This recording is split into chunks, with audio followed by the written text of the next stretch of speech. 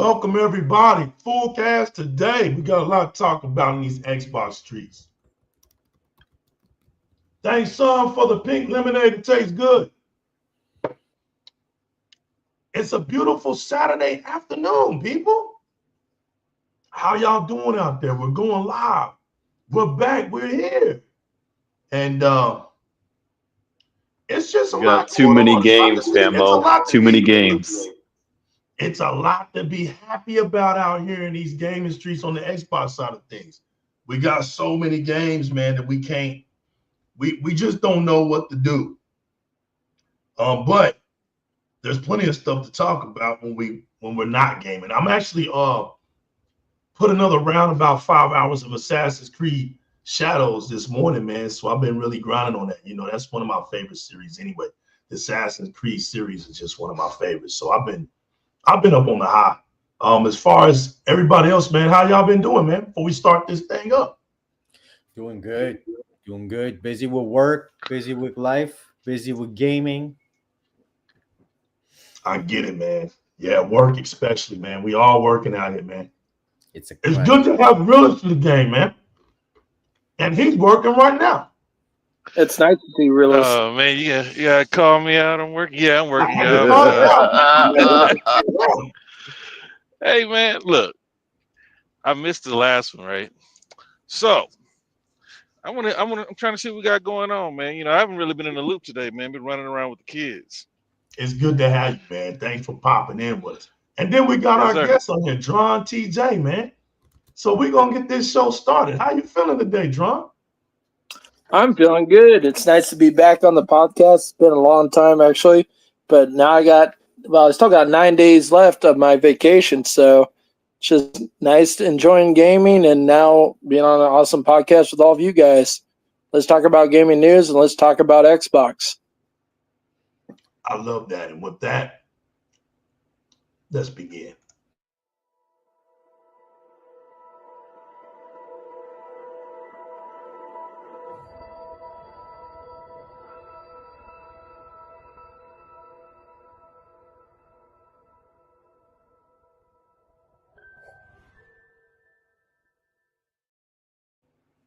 Everywhere you look, everywhere you go, when they mention gaming, they're going to have to mention Xbox. That new Xbox that's coming's got me so hyped. What's this? Gamepass is still growing? People still buying Xbox consoles? What are we doing out here, people? People losing their minds? I thought Xbox was a dead platform. I thought Xbox has no games. What are we going to do out here? Hey, Legal, didn't you just buy an Xbox? Another one? That wasn't me. That was somebody else that bought it. I just used that picture and said, hey, the Xbox found the new home. Good. That wasn't me, folks. Don't think that was me. No. The following is intended only for mature audiences. Viewer discretion advised.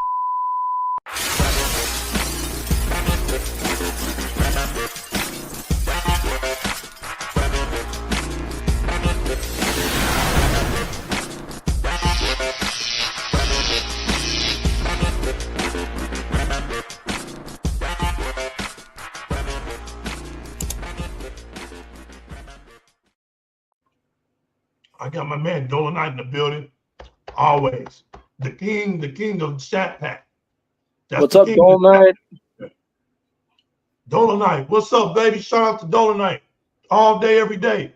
I know my man 30 Below Dolomite too. And to everybody out there who consistently shows support day in and day out on our show, man, we want to say thank you. To everybody out there that makes us international, we want to say thank you. We're here to do one thing and one thing only, and that's to tell the truth, the whole truth, and nothing but the truth, so help us gaming. Today, it's an all-out Xbox show. We're here to talk about the value of Xbox. We ain't here to talk about nothing else right now. You came to Di-RRec Gaming. Where Di-RRec Gaming is at its mightiest is when we're talking about Xbox, man. I got my hat and my shirt on. I ain't scared of nobody out here, man. You see the avatars out here. We got the Predator down there with the Realist. We got Spartans everywhere else. Spartans everywhere else. This is an Xbox show, man. How y'all feeling today, man? What y'all think about this new Xbox that's coming out? Well, Microsoft isn't dying on this hardware. The hardware of Xbox is pivotal for its future success. And now that Microsoft is aiming to bring the PC and the Xbox community together, great times are ahead of us. Great times are ahead of us. I got 4 mics for my compadres right here. I got an extra super mic for the chat pack. We're going to start it off with John TJ, our special guest today. What do you think about the next Xbox, man, that's about to come out, man? What do you think about it? I honestly think it's going to be a really good console because, to be honest, if you're going to add Steam and you're going to integrate it actually as an app you can download, and if they're going to have full Windows, and then the only way I could see them doing it without pissing us off or making us really annoyed with the aspect of a PC would be, you know how you do driver updates for the graphics, for the video, for the audio? I would just make that into an Xbox update, like how you update your whole console. Just run it as an update, so it just does automatically in the background. You don't have to touch it at all. If they do that, they got the perfect blueprint for a perfect console PC, because literally you can mod games on there. So if you want to emulate, and yes, I'm saying emulate because on PC you can emulate. If you want to emulate older games, you'll be able to do that. If you want to mod games on there, you can. If you want to stream YouTube through that, you'll be able to. If you want to play like, I don't know, any of the older Assassin's Creed games, even Mech Assault, let's say the older games like Brute Force, World of Warcraft. You want to play some Counter-Strike? Well, that's all in Steam. So, and then if it's not in Steam, you can always emulate it. So it's going to be good. The question I got to ask all of you guys, and I'm going to let you guys go ahead and go on it. What do you guys think the damn price is going to be? Because Microsoft always takes a bath on the price. But the question is, if this is the biggest leap in their gaming history, do you think it's going to be under $800, or do you think it's going to go higher than that? That's the real question. And do you think they create a second console for like a regular Xbox Series S price? What do you think? Yeah, me and Legal and I just talked about this last night. We talked about it would be beneficial for them to go back to one SKU, one device, and $699 is the price point we were thinking is the sweet spot. Yep, $700. That's actually perfect. It's only $200 more than what we pay right now, and it's cheaper than a $1,000 PC. Speak on it. And you're getting the same amount for that amount of a PC too, if not more, because their AI that they're going to invest into it, the new RDNA 4 or 4 point, I think it's 4.1, 4.2, the new tech, that's going to be implemented. The new work graph technology for video will be probably implemented with the new DirectX implementation coming down the road after this latest update. The tech is what's gonna make it separate from everybody else, and that's what's really gonna make the next Xbox stand out. And I don't think people are really gonna care that it's basically just a PC with a console shell because of what it's gonna offer, the value, right? Not just with the Steam integration, but with Game Pass. And they're gonna continue on their strategy of one first party every quarter. If they continue that along with their third party support, and they've been getting even more Asian support from China, from Japan, from Vietnam, other countries, imagine even stronger partnerships. You could see it now. Like there's been more and more crossovers with Asian games to Xbox I mean, some are still getting skipped, but I mean, the majority more are coming over to the platform. They recognize the value there. They recognize the players there, and they want to get, just like Xbox, a lot of those publishers want to get their games on as many platforms as possible because they want to make the money, right? So this is all really beneficial for Xbox. I mean, they're giving you the value in that box. I mean, you're getting more than your money's worth, number one. Number two, you're getting more features in it than any other console is going to offer. Like the Switch 2 is not going to be nowhere near it. I mean, it's not even going to touch it. I mean, it's just just so many different angles you can look at it from a value proposition standpoint. And you're getting discounts on games. You're getting clouds. You're getting your cloud saves. You're getting your quick resume. And I heard that they're looking at new ways of speeding up the storage even more, and reducing the storage to where, you know, the installs are not as big as traditionally they are. Looking to improve the the GPU constantly, like I was just saying earlier with the graphics. As far as the disk drive, I don't. That would be the interesting thing. Are they going to get away with the disk drive with the Prime? Because it's basically, if it is going to be a PC, I guess you could still need the disk drive, but I wonder if they're going to start going completely digital, or if they're going to stick with the drive. That's the one thing that I am curious to see. And also I want to see like what Wi-Fi tech, are they going to use Wi-Fi 7? Is it going to have 32 gigs of RAM? Is it going to have 24? Is it going to come with a 1 terabyte right away? How many expandable drives are you going to be able to attach to it? I'm sure it's going to give you, it's probably about the same as a standard PC motherboard, maybe like three in the back, maybe 1 in the front. So that should be more than enough, right? Especially for if you've got like a 4 terabyte or a 10 terabyte in one of the drives alone.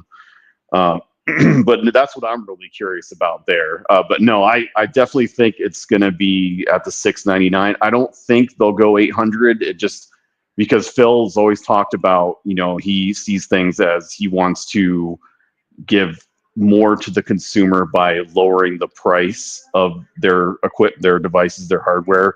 So they're really trying to get you to buy the machine, right? So even though it's at a premium price, I still think they'll go higher than the Series X for sure.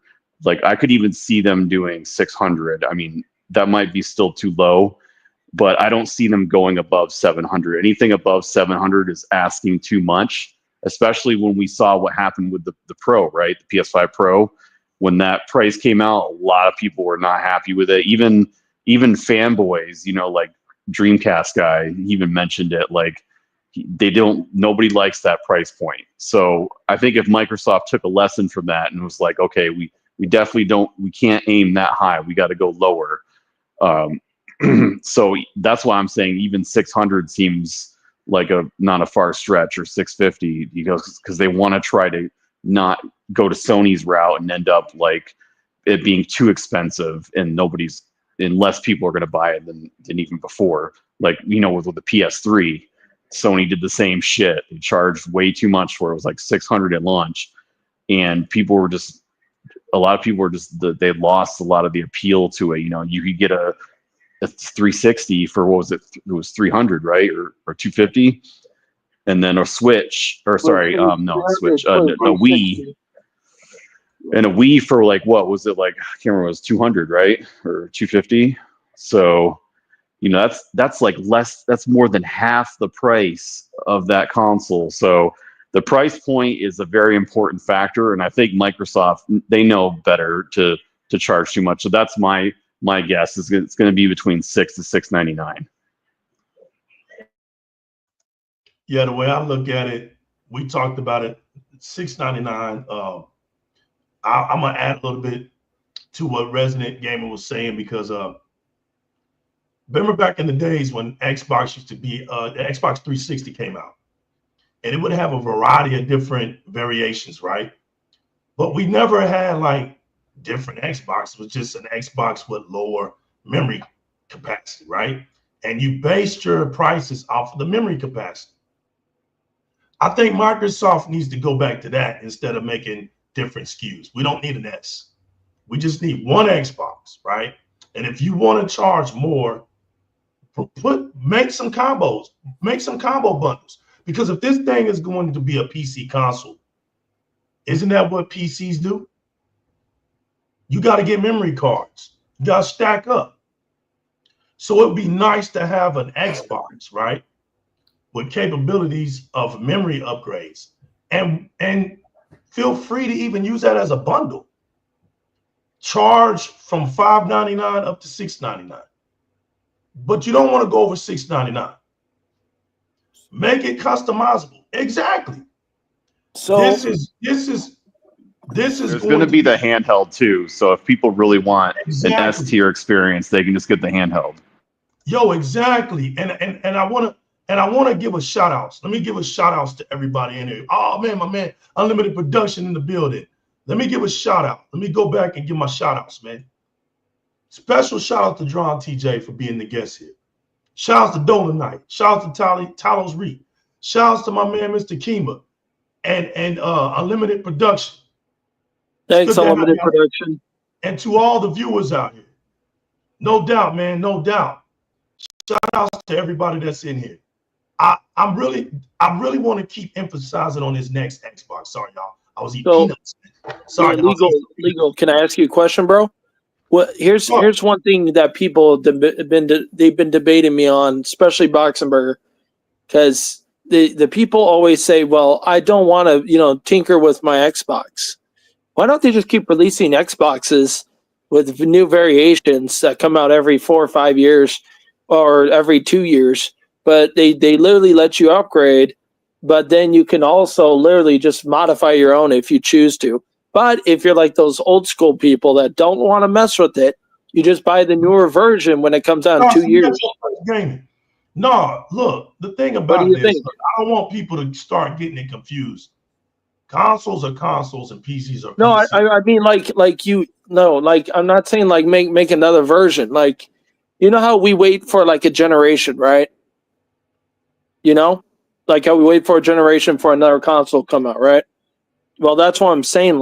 But instead, you can open it up and it won't void your warranty. You could actually modify it if you choose to, but if you don't touch it. Don't touch it. Play it until the next generation comes out, and if you want to, you can just buy that one that has the new and improved stuff in it. But if you wanted to, you could actually modify it. Because it is going to be a PC at I hate to say it, but it is going to be a PC at heart. It's going to be a PC disguised as an Xbox. Let's be realistic here. Xbox always been PC. That's how they. I know. Let me finish what I was saying. The concept of Xbox has always been, when they made different variations, was just based off of storage. It wasn't based off of having different SKUs. The S is the very first time when we had a different SKU. And it's really the same Xbox. The only difference is what? Teraflop power. That's it. It's got the same motherboards. It's got the same RDNA 2 technology. It's got the same features. The only thing it is, it's just got lesser power. That's it. We don't need a lesser power Xbox. Xbox doesn't need less power of anything. The thing about Xbox has always been about power and capabilities. Got to stick to its roots. If you're going to have variations of Xbox, my thing that I was telling Resident is I don't see anything wrong with it being based off of memory upgrades, having more storage. If you're able to if you want to do different SKUs of Xboxes, just make one and base them off of the memory capacity. That's all I was saying. I understand because the PC version of Xbox, when this next Xbox comes out, the PC version isn't going to be based off of hardware. This is going to be based off of web browsing or application. The Steam ability to be inside the Xbox will be a form of an application. Just like how Xbox is about to be applied to the LG OLED TVs that are going to come out. The same thing. Yeah. You don't need a console to play it. It'll be a way of an application. So these storefronts that Microsoft is about to get, right, is going to be beautiful. Now, based off the $699, I'm looking at this. I was telling Rez, I was looking at this. To get Steam, we already have GeForce Now. I mean, think about it. We already have GeForce Now. We're getting Steam. What else you got Epic already out here. We already got Ubisoft, GOG. Ubisoft Premium. GOG. What'd you say? GOG. GOG is another one that allows you to buy games for a cheaper price, way cheaper than Steam. Okay, we got EA. We got EA Plus. Mm-hmm. We got a Ubisoft Plus. Exactly. So And, when you soon add Sega Steam, Plus. Yeah. that's right. When you add Steam, which is going to bring over the whole entire PC library, right? 200,000 games. Yep. Exactly. Nobody's going to complain with a price point of $699. Nobody's going to complain, especially with the new technology. I was before all this news was brought out, because way back in the day, I never thought Steam was going to be implemented. So I was at a $5.99 pricing point. But now to know that Valve is coming over, you got to upgrade this thing. I'm looking at this thing to be a low-end, high-end PC. So I'm looking at every technological advancement within the Microsoft's realm, whether it's DXR and up, all the AI, well, all the new AI abilities. I'm not saying that they'll inherit everything, but all the new AI abilities for gaming will be there. The ray tracing with 120 frames to 60 frames isn't even going to be a blink of an eye. It's going to be automatic. The beautiful thing about this, we don't have to doubt this, because we're already seeing the quality of games that are coming out right now. I mean, I'm playing Assassin's Creed Shadows, and that game is blowing me away. Just by the way the environment is interacting, just by the way this game has seasons, times, weather patterns, the daylight, the sunset, the nightfall. It's just beautiful how everything's interacting. Now, the one thing that I do see in this game that just needs, that since Origins they haven't been able to get right, are the animal AIs. The animal AIs in Assassin's Creed is stupid as hell. But I'm not there to be looking at wildlife. So I'm looking at, we're one more step, just one more step. Just how beautiful that layout is. We're one more step to where all the AIs are just going to be doing their thing. Things is going to be more solidified. Gaming is going to be more complete. I don't care where you game at. I don't care what device you use. You're going to be happy as a gamer when it comes to Xbox. Look, the hidden secret is the world is happy because Xbox is here. The charts don't lie. The charts don't lie. We as Xbox fans are getting overwhelmed right now because we can't keep up with our video games. We just can't. We don't have the time to finish and beat them all at the same time. But we have to give credit where credit is due. Microsoft said this was going to happen, and they're standing on business. There's just too many games, and they're not stopping. So now you just got to pick and choose which games you're going to like, which games you're going to sit on, which games you're going to complete, because everybody knows more games is better. You got a back catalog, you have no rush. You actually have no rush. Just enjoy games. Look, the benefit of having a huge back catalog is as you're playing your back catalog games, some games might come out, you may not catch every new game, but for every game you don't catch, after a while they go on sale. Next thing you know, you're racking them up. And then you get to play, then you get to buy another new game. And then all these other games come out. You may not be able to catch them all. When you rack them up, they're on sale. So it's not like you are abandoning new games. It's not that you're doing that. It's just you don't have enough time to capture all of these games. Big B Money, what's good, baby?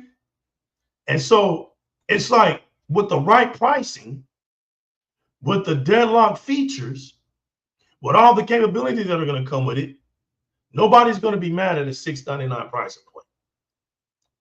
With a flawless delivery, bundle it up. If, like Resident says, if you want to go a little bit higher with the handheld, bundle it up, fine. But that's in a bundle form. Nobody, as long as you ain't trapping people, you're going to be fine. Microsoft can do what they want as long as they're not trapping people. You know what the key is, Famo? The key is for Microsoft's next generation, and I do believe they're gonna keep it at the same price point. If I'm just theorizing, I'm not just saying I'm no insider. I'm none of these dudes that sit there with no arrogance or anything. The way I see the picture, we have a huge catalog called Game Pass, and the acquisitions that we did, right? We've got this Monsoon, Mountainous, Dev Studios, Activision, this, that. We got all of these 30, 40 studios. Hey, don't forget, they still have $100 billion they can still spend on acquisitions. They didn't spend the rest. And that's the thing. And one thing I'd say, for this console to come out, I don't think they're gonna sit there and screw you like PlayStation $9.99. Are you fucking nuts? You don't even have a fucking game to play in there. Excuse my language here. They're gonna still pin it as the price point of $5.99. Game Pass is gonna make them that change that they need in their pocket. They're not gonna sit there and sell a console for $1,000 unless it's a tariff thing from the politics, what's going on out there with that president. Other than that, price point $5.99, handheld $4.99. You're good to go. Game Pass always there. They know people are gonna go and play games. They're gonna go and invest. These add-ons, $40, 3-day early access, all the skin. Believe me, Game Pass is gonna keep this next generation console coming out at a decent price point. All right, Spartan. Y'all remember I think it was you, myself, Resident Legal. We all talked about this, right? Mhm. So we don't know what they're gonna do, but if they're gonna come out with the highest technological leap, right? And we talked about this before, and y'all agree with me. I guess y'all got short memories. When the Well, I wasn't there. I only mentioned the people that were there. But the Xbox One X, right, set the market, right? So the next generation couldn't come out on par. It was going to come out costing at least the same, right? So now you have the PS5 Pro, right? Now it's meeting resistance, but still it's setting a new price point for people that are used to going into the store and seeing 700. So I don't believe that the next consoles will come out and be anything less than $700. But if it's going to be the largest technological leap we've seen in the next gen console, I think it's got to be even more than 700, right? Now, are they going to come out with two different ones? They've shown that they are willing to with the Series S and the Series X, right? So the Switch is going to set the market for handhelds. That's why we need to see how much the cost of the Switch 2 is, right? Because if you look at the handhelds, right, all of them are $700 or better. Even the Steam Deck, if you want the best one. So, so they've only sold 7 million of those, including the Steam Deck. So it looks like there's a lot of resistance there, or a lot of consumer ignorance, right? They don't even know it exists. So they're gonna have to do something. I believe that the handheld, I believe that it can live at 500. And if you're price focused, and then that thing will be dockable, right? It'll be probably on par with the 1S or better, right? It has to be, at least, because because none of the handhelds are on par with the Series S, whether people want to believe it or not. They still can't outperform the Series S. Totally different makeup. Can't count teraflops with that thing. Those handhelds can't do what the Series S can do, even with the 10 gigs of RAM. Outside of run Black Myth Wukong for the incompetent devs, right? Because every other dev can get their game working on the Series S. So if they're gonna do two different ones, make that handheld $500. Let it be dockable, right? Or at least have some type of setup where you can plug it, where you can hook it up to the TV, and it'll obviously run your controller on Bluetooth. But the next gen console, if it's going to be a hybrid, right, console PC, then it needs to be more on par with PC power. Because as it stands, they'll drop a console, and then Nvidia and AMD will drop their next gen tech, right? And it's kind of hard to sell me consoles, right, as a person that's looking for power, right? If anybody who's looking for power, the hardcore, right? You're gonna sell me an AMD console, which is basically what a PlayStation and a Xbox is, and then AMD comes out with hardware that basically rivals them in price. You can spend just a little bit more and get yourself an AMD next gen setup. Get with both the graphics. Now you do have to buy a whole bunch of extra crap, and it's going to push you way above a console. But consoles, like I said before, I don't think that they're still inclined to keep taking losses on consoles because nobody else is taking losses, right? Even cell phones don't take losses anymore. Nobody's taking losses except for consoles.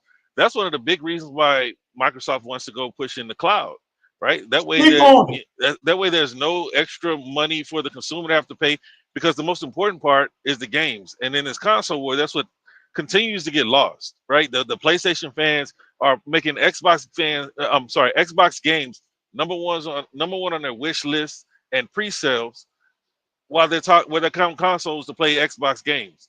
So the software, as Bill Gates always said, content is king. That's the most important thing. They got to find a way to get these things in the hands of people. But I think the console is going to be more than $700. It has to be if it's going to be what Sarah Bond said, or else she lied. And then when you got AMD that's basically coming with software that matches. Now you can get the best. See, when I say it'll cost a little bit more, I'm talking about things that outperform a console. But if you get the things that are on par with the console, I mean, it's almost like not a good, proposition. I know you got to go get RAM and a case and all the extra crap, CPU, motherboard, all the other stuff that comes along with it. Wi-Fi card, and that'll push you well over $1,000. But you'll be covered until the next generation of consoles comes around. So if this is what PlayStation's been afraid of, Xbox isn't, because they're all going to Windows, right? That people will leave them no matter what they say. They say, oh, they're not afraid of people leaving console to go to PC. That's not true. Because if that was true, there'd be day and date right now instead of lollygagging about making it happen. But people are slowly moving to PC. We see that. I know you say, Legal, that the console is growing, but I haven't found anything to really substantiate that. I see that more and more people are buying PCs. Now, what are they dumping? Are they just new babies coming in? We don't know. But we do know that for the past 20 years, 250 million consoles has been pretty much the cap. But I think it's gonna be well over, I think, a minimum 800, right? And they're gonna have to get creative with the way that they get people involved. You see all these pilots, these Xbox credit card, Sony credit, all these new things. You got Pay in 4, you got Pay in 12, you got Klarna, you got Affirm. You got all these companies that are willing to let you spread this thing out over 12 or 24 months, if you can qualify. And then with the way things are going, if things continue to go down in the economy, that's not going to help hardware. That's just going to make people continue to play Fortnite wherever they can play it. Because no matter what, people are going to buy cell phones and tablets. These consoles are the things that they don't have to buy. You know what I mean? So, but just staying on point with the console, I think it's going to be at least 800, man. And I think that the handheld would be the thing that they have to cut some corners on. And 500, if you want anything that can halfway decently play these AAA games. The handhelds, Legal, you got the ROG, I got the ROG, and the Steam Deck. And so, like, the Steam Deck, man, it was old when it came out. It was struggling. Hey, Kenta, I see you, man. I hear you too. Yep. What he I'm say? not I even can't see. debating. What'd he say? Oh, no. It's going to be 800. While the PC gaming is showing strong growth, news indicates that the console market remains larger. Oh, yeah. Because you look at the types of games we play, though, right? Not me personally or you guys, but PC like has never, Fortnite is number one on console. Call of Duty is number one on console. The thing about PC is it has never been commercialized. It can't. It's too much going on. You can't just commercialize one sector because it's so many PC variants out there. There's only 3. Hold on, TJ. There's only 3 console variants that the world knows predominantly. That's Nintendo, Sony, and Xbox. But when it comes to PC, it can be anything. There's so many brands for PC. That's why it's not commercialized. That's why we don't have PC Game Awards and all of that being big time, even though PC is customizable. But like I've been telling everybody, just because somebody screams PC doesn't mean you have the best thing out there. You pay to have the best thing out there. You build it to have the best thing out there. Unlike consoles sell their capabilities. They're selling their capabilities with trailers, with YouTube events, with gaming shows, and legal. They always sell the console short, and we always get pissed off and say, "Oh, things will scale back and things like that." But facts. I just want to say this one last thing about the whole PC, the whole PC hybrid thing. The one thing that I don't hear anybody talking about, if they are going to move in a PC hybrid, what does that mean, right? I would hope that it is modular, where if you wanted to upgrade, you upgrade. See, Microsoft was kind of setting the table on some things. That's what I was saying earlier. The PlayStation fans, I'm not going to be long. The PlayStation fans were making fun of Xbox, right? They said, "Oh, we get to go get $119 SSDs while you have this proprietary SSD." But imagine if AMD, you might even want to get NVIDIA involved, right? They're already talking about any vendor can make an Xbox, right? But the pieces that can be interchangeable, right? Like the SSD. What if they move along those lines? Oh, 5 years has passed. They got this new RAM setup that you can put in there. Or they got a new GPU that you can put in there. Because when you look at the PlayStation 5 Pro, the only thing they really changed was the GPU. Everything else is pretty much the same. They couldn't do much with the CPU. For one, you can't leave the PS5 behind. So that's why I was never going to be. Not even if Xbox came out with an Xbox Series Z, I didn't give a damn. In the building. Because of the fact that they can't leave the Series X too far behind. We should have learned that from the 1X and the PS5, PS4 Pro last generation. They can't leave the current gen too far behind. So some things are going to have to be similar. Just like the Jaguar, that was always the hamstring with those two consoles. If they didn't change that, it wasn't really much to it.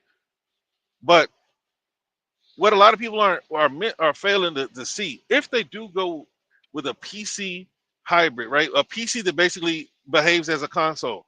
What a lot of people are overlooking is the optimization, right? Because one of the issues with PC, no matter what you have, you'll always hear PC gamers talking about such and such runs like crap. Such and such runs like crap. Monster Hunter runs like crap, pretty much no matter what you put on it. But if there's a hardware spec that's set and you already got 30 million people onto it, don't you think that some of these developers will go ahead and optimize these games for that thing? That's the biggest thing that I'm looking at when I hear that they want to do PC hybrid integration, because they'll be able to have a PC that's getting prioritized optimization. That's the thing that I think that's the biggest positive outside of being able to play a lot of these games that don't even consider Xbox because it's not necessarily a big market for them. Like Steam is everywhere. So if they're gonna have Steam, they're gonna have GOG. For all these people, you won't be physical, but at least you'll own it. You can go to GOG. You know what I mean? A lot of the people who claim they want to support the developers, okay, go buy from the Xbox store, go buy from the Epic store, because they're actually putting more money into developer pockets by only taking a 12% cut. You got plenty of options with that. But that's the thing that I see that could be the biggest positive, which is having optimized game run from a PC form factor. All right, I'm done. Yeah. But I agree with you, dude. I'm gonna say this real quick. That's what I was trying to tell Legal earlier. Yep. Should be able to upgrade it. Give us the option, and if you don't want to, don't touch it. Just buy it, play it, and then wait for the next console to come out, and keep doing it the way you always have done it. If you want to change it and actually add stuff to it, make it more beefier yourself because you don't want to wait, go ahead. It'll cost you more, but it's up to you. That's how I want it, personally. Not multiple SKUs, no. I'm just saying like that, like the way I just described it. John TK, the way I'm looking at that would also be a great situation for those that are not wanting to go back to PC, that don't want to hassle with their PC. And they got that Xbox, right? And it's not costing them more. When I'm talking about with their PC, it's not costing them more. So yeah, I can see that. Leaving the options open, right? Yeah. Leaving the options open, right? If you don't want to touch it, don't touch it. If you want to touch it, go ahead. But it's your choice. Right. On the side of those that might have PCs that are not wanting to upgrade. That would be a nice little situation for them. Look, nobody's wrong with their ideas on what they think about the next Xbox and what should be done with it. I think everything that everybody has said is extraordinary. I think this is what the discussion is, because I'm gonna be honest with y'all. I'm hyped about the next Xbox. I'm not even hyped no more with this generation. I want it now. I want it now. Take my money. I'm the Futurama meme. Take my damn money. Exactly. No, I feel you, man. Like, what's up, yo, folks? Look, I feel everybody. I'm trying to get the excitement going. Look, forget what any of these idiots are saying out here, right? We as an Xbox community, the real Xbox community, the real Xbox fans around the world, because we got Daily Jerome in the house. He just certified us. We're around the world right now. To every real Xbox fan out there, the only thing that we ever cared about was the integrity of the brand, games that we helped build, our pillars. We know what our pillars are, but we are not the kind of gamers that don't understand that Microsoft is a business. We've never been that type of gamers that wanted nobody else to play our games. That's not who we are. We're just a community of gamers that you're not going to rock us up out of our ship because you don't like the platform that we're on. Nobody can sit here and tell us with a straight face that Xbox isn't strong. We're passionate Xbox gamers. That's an easier way to sum it up. Right, but the narrative that something? Xbox isn't strong would be that Xbox doesn't have these long-lasting multiplayer games. Microsoft doesn't have these long-legged live service games. See, you can't make you can only fool a dummy, but a real gamer can't fall for those tricks. A real Xbox gamer understands. You don't have a 20-something plus multiplayer game if you're not able to sustain yourself. That doesn't even happen. When I look across the board, right, I see PlayStation, right? And every time I look at PlayStation, I'm like, man, you really need the media to pamper you. You really need help out here. You really need your perception to be moved. You need every goalpost that you can imagine for you. Because without that, people are not really excited about PlayStation. Gamers are not excited about PlayStation. The PlayStation 5 Pro failed with its hype. It's done. Nobody even talks about it. It's done. PlayStation doesn't have no games. The very thing that they tattletale out in these gaming streets about with Xbox, not even no games. But all we see every time we turn our heads is the same old games. What are we hearing now? God of War. God of War. They got remakes and movies for you if you want to go play PlayStation. When the only reason that Helldivers 2, and bless Helldivers 2, the gaming gods are blessing Helldivers 2. And look, the Helldivers 2 community is just out there having fun. It might have shrank a lot, but there's still 30,000 some people out there that love that game and they're playing that game, and that's all right. Majority of them are on PC, and that's all right. But when you think about what Xbox has and what Microsoft was able to do, because look, anybody that read the Three Little Pigs story understand that eventually your house was going to get blown down. Eventually your house was going to get blown down. And let me tell you something, man. Microsoft isn't the big bad wolf. The gaming industry, but the media is the big bad wolf. They're the only ones that are huffing and puffing out here, but they can't blow down the Green Emerald Fortress. They can't do it. And Microsoft just says, you know what? We tried to be nice. We tried to be friendly. I gave y'all the timeline about 5 or 6 shows back, and I went back in time and showed y'all why I was tired of hearing about people talk to Phil, bringing up the same questions, acting as if we're repeating the same questions I told y'all. And I gave you our timeline. Phil started in 2016 with crossplay. So nobody can sit up here, realist, with a straight face and tell me that this man wasn't all about community gaming from the jump. 2016, Phil Spencer was talking about crossplay and community gaming. Hey, legal. Don't forget when he came on stage with the president of Nintendo and Sony at the time, and said we want to be great for gamers. Right. Remember? I remember that. Legal, you brought that up. You brought that up, man. Legal. Legal, don't forget what you said. Hey, legal, don't forget what you're saying, because you keep look. Phil is diabolical, bro. Phil understands that what's really taking down PlayStation and Xbox too. So he understands why Xbox. We talked about this years ago. Why PlayStation is afraid of crossplay. Right. See, crossplay does nothing for their games. See, but PlayStation doesn't have a game that can compete with these service games, which is why they wanted to tax companies for doing crossplay and all this other stuff, right? If a person can always get on their favorite game and their game is always populated, where does God of War fit into that?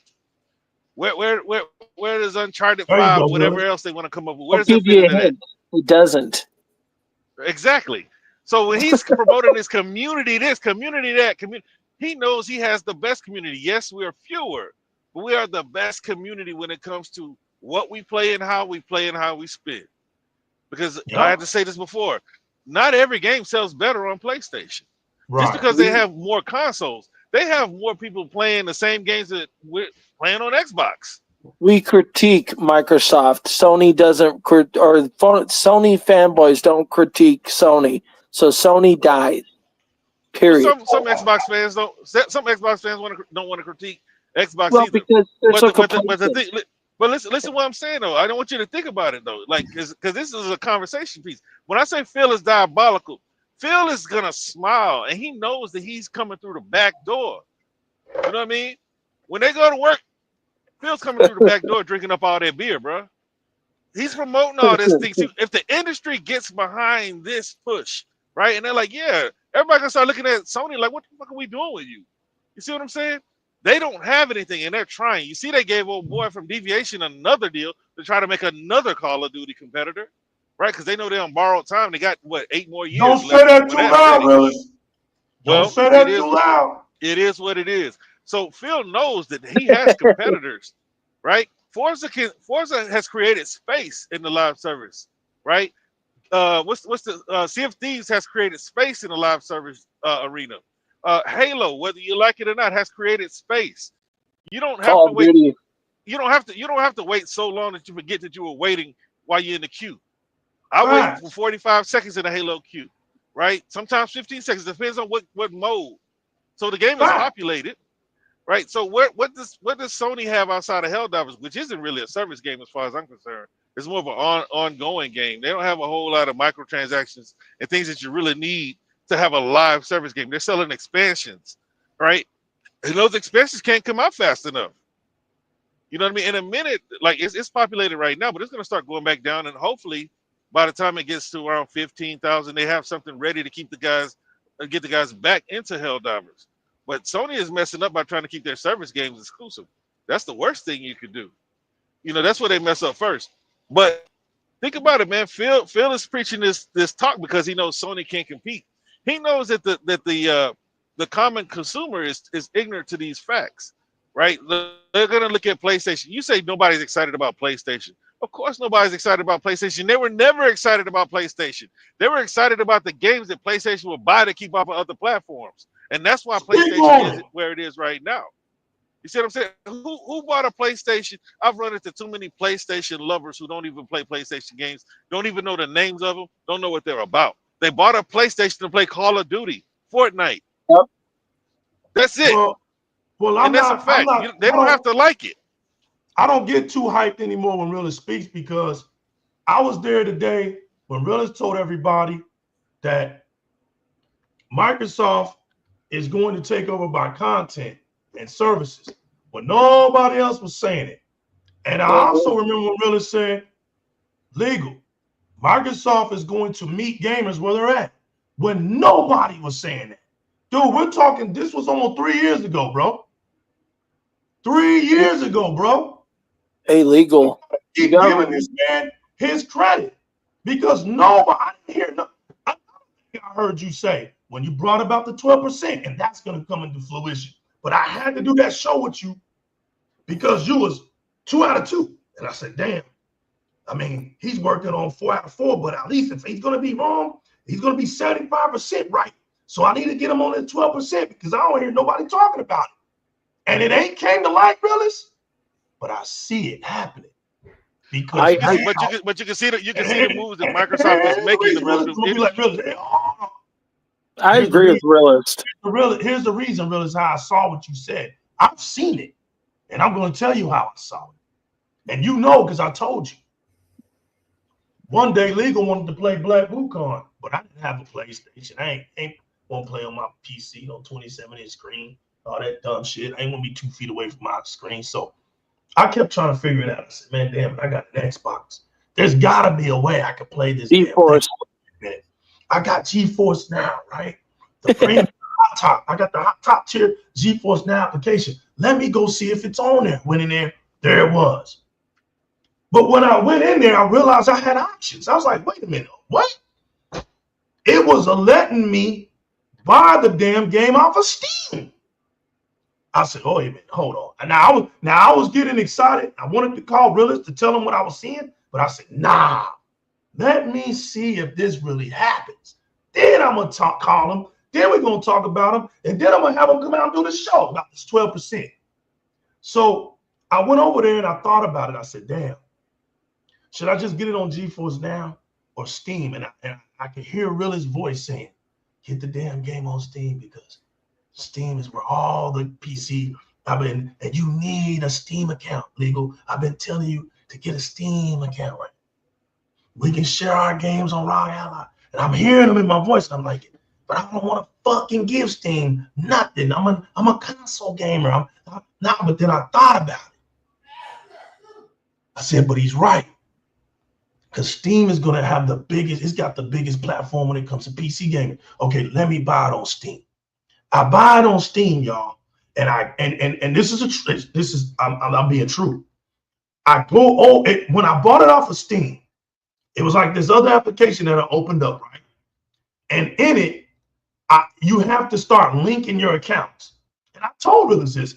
It was amazing to me how I saw EA Play there, Gamepass Ultimate there. I saw Ubisoft Plus there. I'm not lying, y'all. And I think I saw GeForce Now, and then I saw Steam. Now this is when I call Realist after this. But when I saw Steam, I'm connected. I'm just connecting my ass off. Bam, bam, bam. I'm just connecting everything. I'm like, man, I can't believe this is happening. But when I get to Steam, guess what I find out, everybody? Steam don't connect. I said, damn, wait a minute. You mean to tell me they got Steam over here sitting by itself? While all the other ones they in this VIP room? I said, damn, how come? And I started thinking about it. It's because of what Realist told me. Steam is the one that has to get on board. And how they're going to get Steam on board is by choking Steam out. If Microsoft could have had their way, they would have already had it on it. Because this is the only way you're going to change the landscape, like I was saying. This is about changing the landscape. And I remember talking about this really when I was by myself 5-6 years ago. When I talked about the 3 keys, when I brought up Sarah Bond, and I talked about what Microsoft was going to do because they got tired of trying to push this industry forward in an industry that wants to lag. It wants to lag. But by default, can you blame them? They don't have the capabilities. So nobody wants to move forward. So Xbox is going to have to change its own landscape and make the industry move forward. But how do you do that? You sit back, you let the devs play themselves. The devs played themselves. The devs got out here and they got cocky. They started making all kind of games, thinking gamers were just going to buy any kind of games. And when gamers stopped buying those damn games, now notice the media, nobody was talking about this because y'all gonna feel me in a minute. Nobody was talking about this. And then about 2023, late 2023, we get Phil Spencer to come out here, and he finally got to say it. And I remember when Realist told me, legal, Realist, Phil Spencer has to damn fall on the sword for everybody. I remember from Redfall down. And he says, man, he has to do it because he's not going to let, but he's going to protect Bethesda at all costs. Listen, y'all, I had Realist on the phone. We were arguing because I was upset with Phil, and I couldn't understand why he did that. To me, it showed a sign of weakness for the brand. But Realist was 4 years ahead of everybody. This dude, the things that Realist said to me is exactly happening. That's what I'm trying to tell y'all. Like, when it hit me in my face, I said, damn. I couldn't even believe it, dude. Like, and it's crazy because I want the chat pack to understand this. I meant what I said when I said I'm a fan of y'all. When I met Realist, he was in the chat pack. He would be writing what he'd be saying. And I would have to read what he was saying. And I just reached out to him one day. Damn, bro. I don't want you to think I ain't reading your stuff, but I've been reading your stuff, man. And some of the stuff you be talking about is on a whole nother level, bro. You need to get your voice heard. That's how me and Realist started out. But he started out just like y'all. Any intelligent Xbox gamer has a seat on Di-RRec Gaming. We want to hear y'all. We want to hear from y'all. We don't want y'all to stay quiet. Come on out here and get your voice heard. Because, look, man, we're moving in the right direction. This guy was telling me this stuff 3.5 years ago when nobody was talking about it. We on the phone having debates. I mean, we cussing, we fussing, we having debates, but he made me see the light. He made me see the light because Phil had to protect the Microsoft devs. Now, notice, when you protect the devs, right, you protect the industry because without the devs, you don't have video games. And how does Phil know this? Because he's a gaming developer. He knows the struggles. He knows the pain. But he's like, I'm blessed to be a part of Microsoft where there's safety in Microsoft. Notice when dev studios get closed down by Microsoft, most likely Microsoft puts them in other areas. Or they don't ever just let them go bye-bye empty-handed. When they go bye-bye, they go bye-bye well taken care of. You don't hear them complaining. Different package. Yep. You don't. Exactly, a good care package, bro. You don't, and that's very seldom because most of the time Microsoft will just put them in another division, right? But we know that doesn't happen all the time. But you notice there was a shift with Phil. Phil was just resilient to take care of the developers no matter what was happening. And I started to notice that. And then all of a sudden, he came out. Now, it wasn't nobody else that had the kahunas to say it. But Phil said, I already know that Microsoft and Xbox gets crucified. I already know we get put up on the cross. So, hell, if we're already dead, what can hurt us?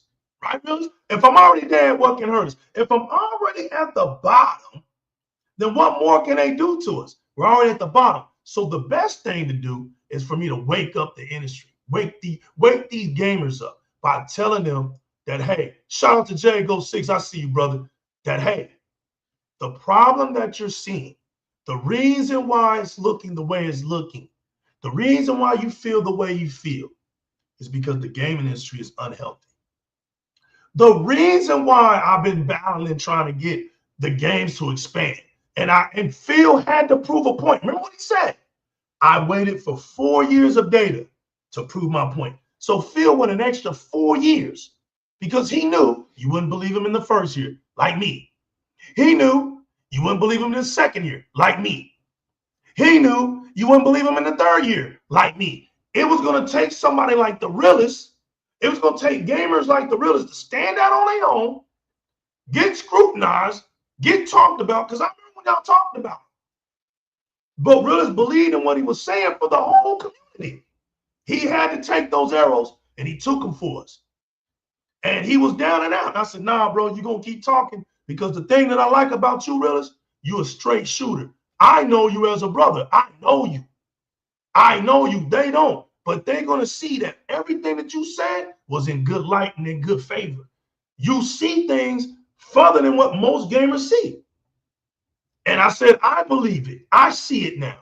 But people don't have the time to sit down and talk to you like I talk to you. You know? And so when you see Phil, like I told y'all, they're a data company too.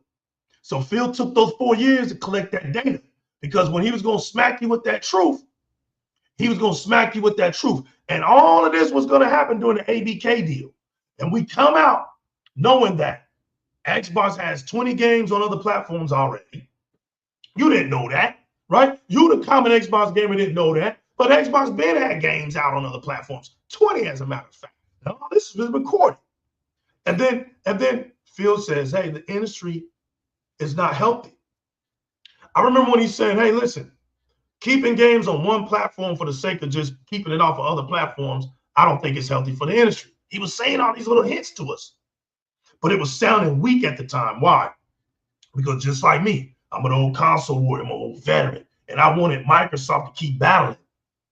Even though we come in last, I wanted to see them battle, because in our mind was like, as long as they're battling, we're good. But what Phil wanted you to understand is, hey, we are battling. But guess what? Some battles don't require your bronze, your muscles. Some battles require your mind. And Phil is battling the industry with his mind, because, like he said, Microsoft is looking at me to run a business, and I got to run a business that's successful. Notice what he's doing. I'm going to expand Xbox, because when I show you the data that the console space ain't growing, right? That this 3 to 2% growth is not fast enough for us to continue at the pace that we're going. We can't fund, right, new games because the inflation prices for building games is going up. So what are we going to do when it goes from 100 million to 150 to 250? That's where we're at. We're in the middle of 250 to 150. Now, we can play these little games right now at 250 being the max. But when this damn thing jumps up to 350 to $500 million, we ain't playing these games with y'all no more. And so while everybody was making fun of Phil put them 4 years in. And the first signs, Phil knew it. And the beautiful thing was, I was screaming big bank, little bank, wasn't I, realist? I've been screaming that for 5 years, and it's beautiful. Because now other people starting to say it. Yeah, because I mean, we didn't come up with the term, but you know. I'll tell you, right. I'll tell you what, big bank, little bank is a big bank, take little bank. Game you play when I played in high school, when you want people's lunch money. So whatever you have, nickels, dimes, quarters, if you had the quarter, then damn it, you have the power. You gonna flip for it or what? And you had and big bank gonna take little bank, because you can't beat the quarter. You got to play what? For every dime, that's double games. The quarter can play again and stand on the quarter. You have to beat him 2.5 times to remove him. And I started saying to myself, if Microsoft opposes their will, their bank, nothing can stop them. And what made me so confident with that, real, is when I saw Shameless Blackley say it. And I actually put it up on my top pin post on Twitter for a long time. And when Microsoft backs Xbox up financially, nothing's going to stop it. Nothing. And that rang the bell on me. He's right. This is an outspending thing. How do we know this? Because we got Matt Booty on record. These guys were already like us. But Phil said, hey, I know, but we're going to use our minds, because they won't be ready for us. The hatred is so intense that we're not going to be ready for us. What did Phil say? No matter what we do, we're not going to get nobody to buy an Xbox. What he was saying was, realist, I hear him now. We can do whatever we're going to do. If they even bought 100 million consoles, it will not move the console space anymore, because all it's going to do is take from the other one. We're not gaining new gamers like that. We're just taking from each other. But if I can put my games on other platforms, meet them where they're at, gain that crowd by way of engagement, implement a service so that every month we're collecting.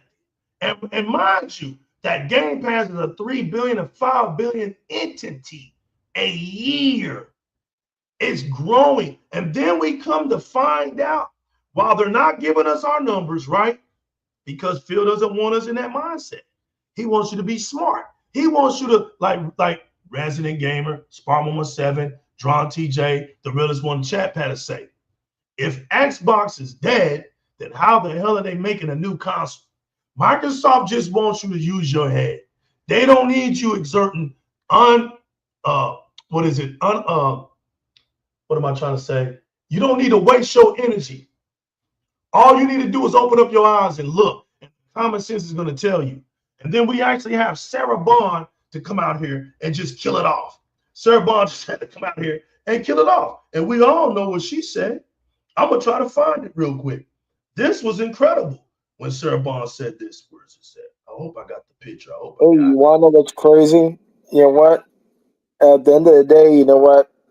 Microsoft, aka Phil Spencer, tried being nice. He tried playing nice with everybody, and everybody kept beating the shit out of him.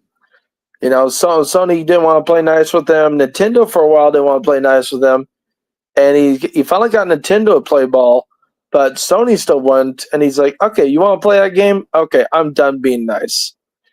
That's You kicked him in the balls. He said, "Okay, I'm going to make sure you're sleeping on the street."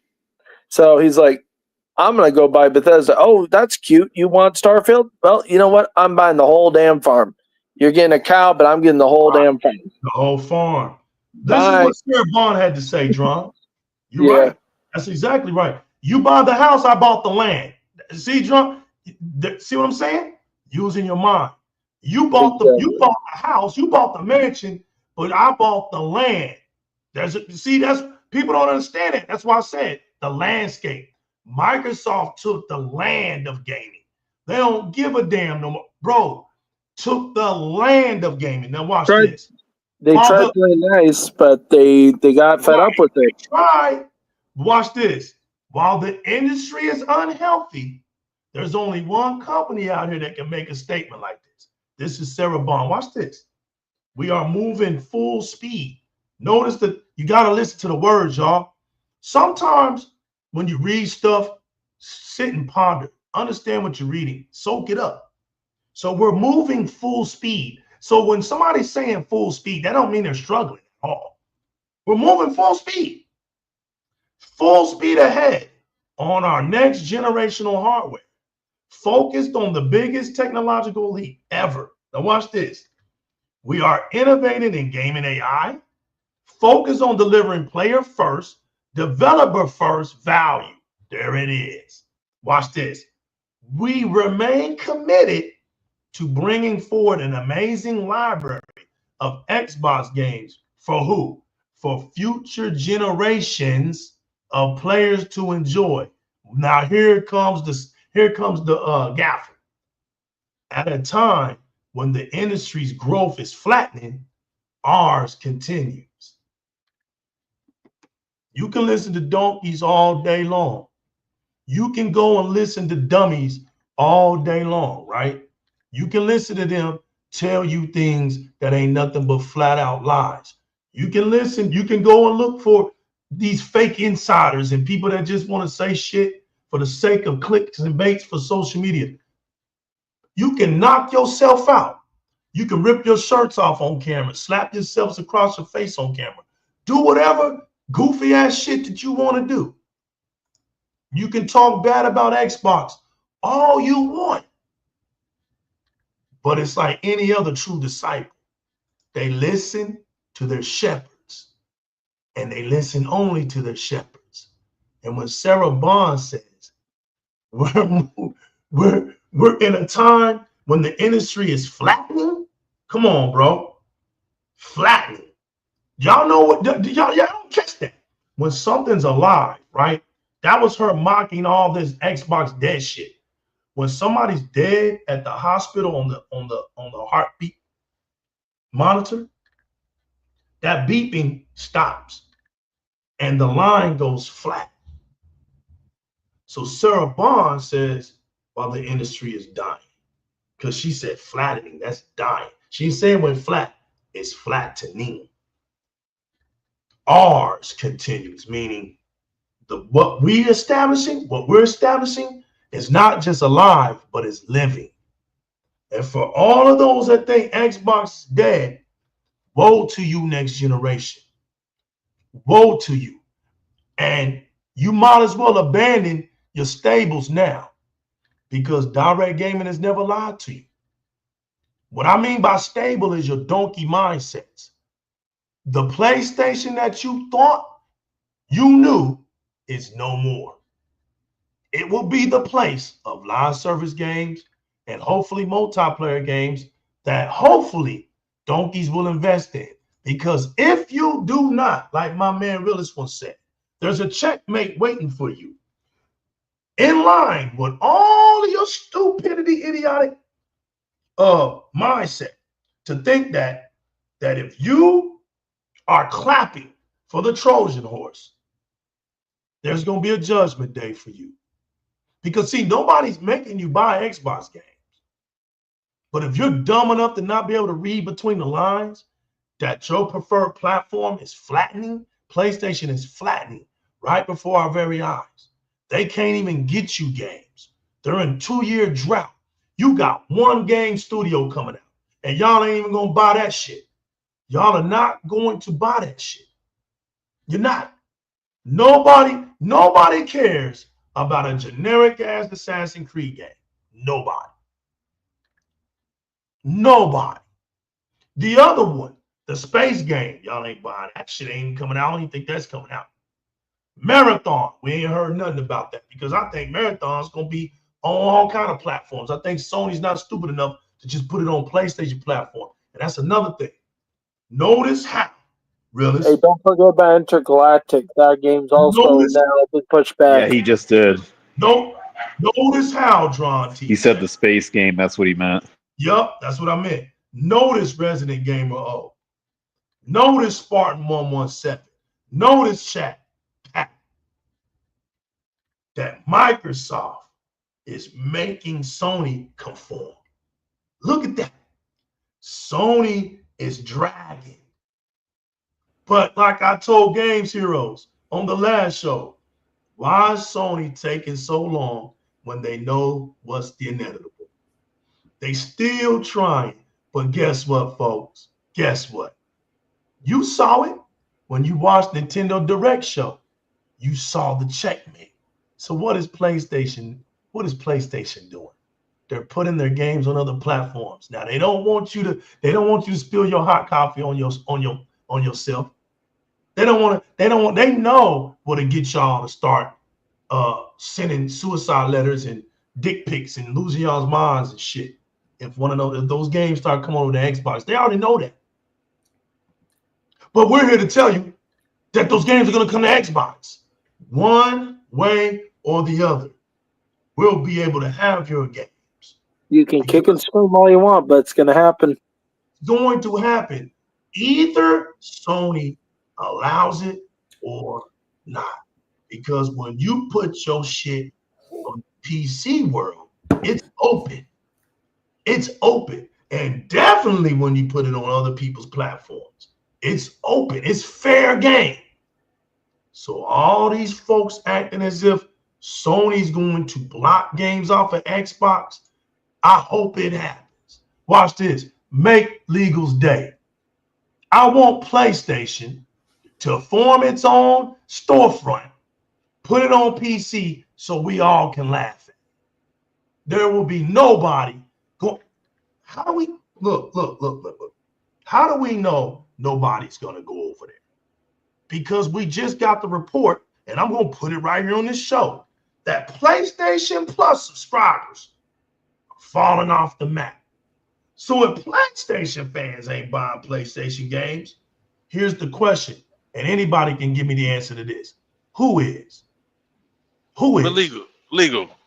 Real quick, because everybody, you got so many PlayStation fans thinking that Sony really cares who buys their games.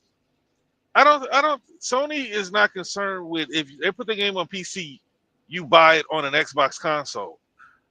right? Because at the end of the day, they need to sell more copies of their games, right? They put it on Steam. Right now, they can't put it on the Xbox console because it is a direct competitor. Xbox doesn't look at PlayStation as a direct competitor. They'll put their games over there, no matter how much the media tries to tell you that Xbox is putting games on their biggest competitor. No, Xbox's competitor is EA. Xbox's competitor is Epic, right? Apple, Amazon, in terms of platform. Now you hear that that Epic is kind of stepping, not Epic. Amazon is taking a step back, right? Because you look at it, what Amazon's doing, they're pretty much a live service company right now. They don't have any, one and done games. Everything is pretty much big, huge AAA live service, right? Even the game they canceled supposedly costed $500 million, and that was a live service game. I think it was called Crucible or whatever. But if PlayStation creates their own store, Microsoft has a PC hybrid, and people install the PlayStation PC hybrid, that means everything is a PlayStation. They're taking the same attitude that Microsoft has, right? And not only that, you're going to block me from buying a game from you, of which you get 100% of the proceeds. That makes even less sense than them trying to get Steam to block games, because they got to give Steam a 30% cut. So PlayStation isn't going to block anything once it goes into PC. If they have a PC launcher, a PlayStation PC launcher, they don't care who downloads it. They don't care who buys the game. They're not going to go through the trouble of, I think it was Kay Asante that I heard a clip of him saying on somebody's channel, where, yes, they can't block the APIs. No, they're not going to. Sure, it's possible, but they're not going to, especially if they have their own store. They don't own Steam. They don't. They own like the Windows, money they don't too own much. Xbox, so good luck with that. Bro, because all these years we've been hearing Xbox has to do this because they need the money. Dude, if a $1 trillion company needs the money, what you think a $100 billion company needs? You see what I'm saying? Like, If you got $2 billion and you still need money, you got problems, and you're spending it at the damn casino. Well, the thing is, PlayStation has to protect the console, and I haven't talked much about this. I do it on Tech Show, but I haven't talked much about this. A lot of people need to understand that PlayStation. Shout out to Teknoblast. Yeah, shout out to Tech. Xbox is not a console company first. They're a software company first. And I'm not talking about Microsoft. I'm talking about Xbox. PlayStation is a storefront first. So what do you need to have a strong storefront? Consoles. Or they need to have a storefront like Xbox is working on, like Steam has, that can be installable on anything that has compute, and you can sell games through it. So PlayStation Sony has to protect PlayStation as long as they can, because that's the only way people have to access their storefront. The reason why Xbox is not so concerned about percentages of this and that is because they have software to sell. They have plenty of software. They have too much software to sell. So they just need to get that software out. They're not a storefront first. Maybe eventually they'll become one, or they go buy Steam and they become more of a storefront. But the storefront is not their primary way of doing business. It is one of the ways they do business, but the biggest way that they're going to do businesses, or is going to be able to do business, is through their software, through your Call of Duty, through your whatever. What is their little tap game? Candy Crush. The Blizzard games. You got Diablo. You still got people playing. What's that game? I was playing it last month, man. That's that strategy game. I used to play it real tough back in the day. Whatever. You still got people playing these games. StarCraft. Hey, man, really slow down. Stop thinking you got to be rushed, man. Well, I did cut you off. But we'll cut you off. Yeah, I will until I finish. When I know I still got something to say, I won't let y'all step on me when I know I still got something to say. But look, Xbox is not storefront first. So this is why PlayStation has to be deliberate about how they approach PC, whether they lose too many people, because they know that the console proposition is getting weaker and weaker, man. I mean, that goes for Xbox too, right? Kids are looking to get PCs. That's the new status symbol. It used to be a PlayStation and an iPhone. Now it's PC. I'm hearing these kids that my children are playing games with Roblox and stuff. Oh, you got a PC? You're a baller. My kid got a laptop. You know what I'm saying? That's the status. That's the status symbol, having a PC, right? But Xbox is looking to sell software. They're not looking to build a storefront, sell 100 million consoles so that they can sell other people's things. They're trying to sell their things. PlayStation knows that the things that they can sell were already few. This is what I've been saying since last generation when you had Xbox channels talking about exclusives. Exclusives sell consoles. No, they don't. Because if they did, people would be buying more of them. The only one that it actually applies to is Nintendo. Xbox fans didn't like that. Yeah, Halo did back in the day when people were wrapped around stores. But you ain't seeing that right now. And it ain't just because of the physical. I don't know what it is that people never get tired of Mario, but people got tired of Gears, Force, and Halo. To the point to where Phil had to even come out and say, I hear what you guys are saying. Dude, those games are better than anything Mario that Nintendo puts out. Song about it. What'd you say? They made a damn song about it. Halo, Gears, and Forza. Halo, Gears, and Forza. It's like, shut up. You have God of War, Last of Us, and Gran Turismo. I swear, bro. Cool. But see, with PlayStation had the perception of a lot of games. But then I've been saying this for years, and then Sean Layton validated me last year when he said PlayStation was never a first-party company. And it feels good when they do, don't it? It does. I mean, because that was my thing. But that was my thing. I always told you, Legal. I said, until somebody with some type of notoriety or credibility comes out to say something, we're not media. We're just guys. You know what I'm saying? Until then, you're talking out of your ass. But when Sean Layton says PlayStation was never a first-party company, that was Nintendo, right? And then he recently said we had to get people to leave Nintendo to play Final Fantasy to play with us. That means you knew from the jump. Same thing with Microsoft. What was Microsoft's first order of business? Make a console that third parties would love to develop for. PlayStation's first order of business. We needed to get people to come, third parties to come develop for our platform. We convinced 250 developers to come develop for our platform. Whereas Nintendo was always like, we don't like you hoes anyway. Y'all are competition. but see, when you look at Microsoft or Xbox now, they're not afraid to compete because they got hitters. PlayStation don't have hitters, bro. I've been saying this. Go look at the sales, and that's the one thing I like about Steam. Go look at Steam DB and look at how many units these PlayStation games are selling on Steam. I think the best-selling one is Days Gone. You see what I'm saying? Like, and then you got to take into account how much these games are selling for, because you can get Days Gone for $5. But hey, at the end of the day, it's still sold like 7 million copies. You know, Helldivers is the best-selling game for PlayStation. Well, not anymore. You can't get Days Gone for that price anymore. Because sorry, that's Last of Us. Which one did they just put back as a higher price?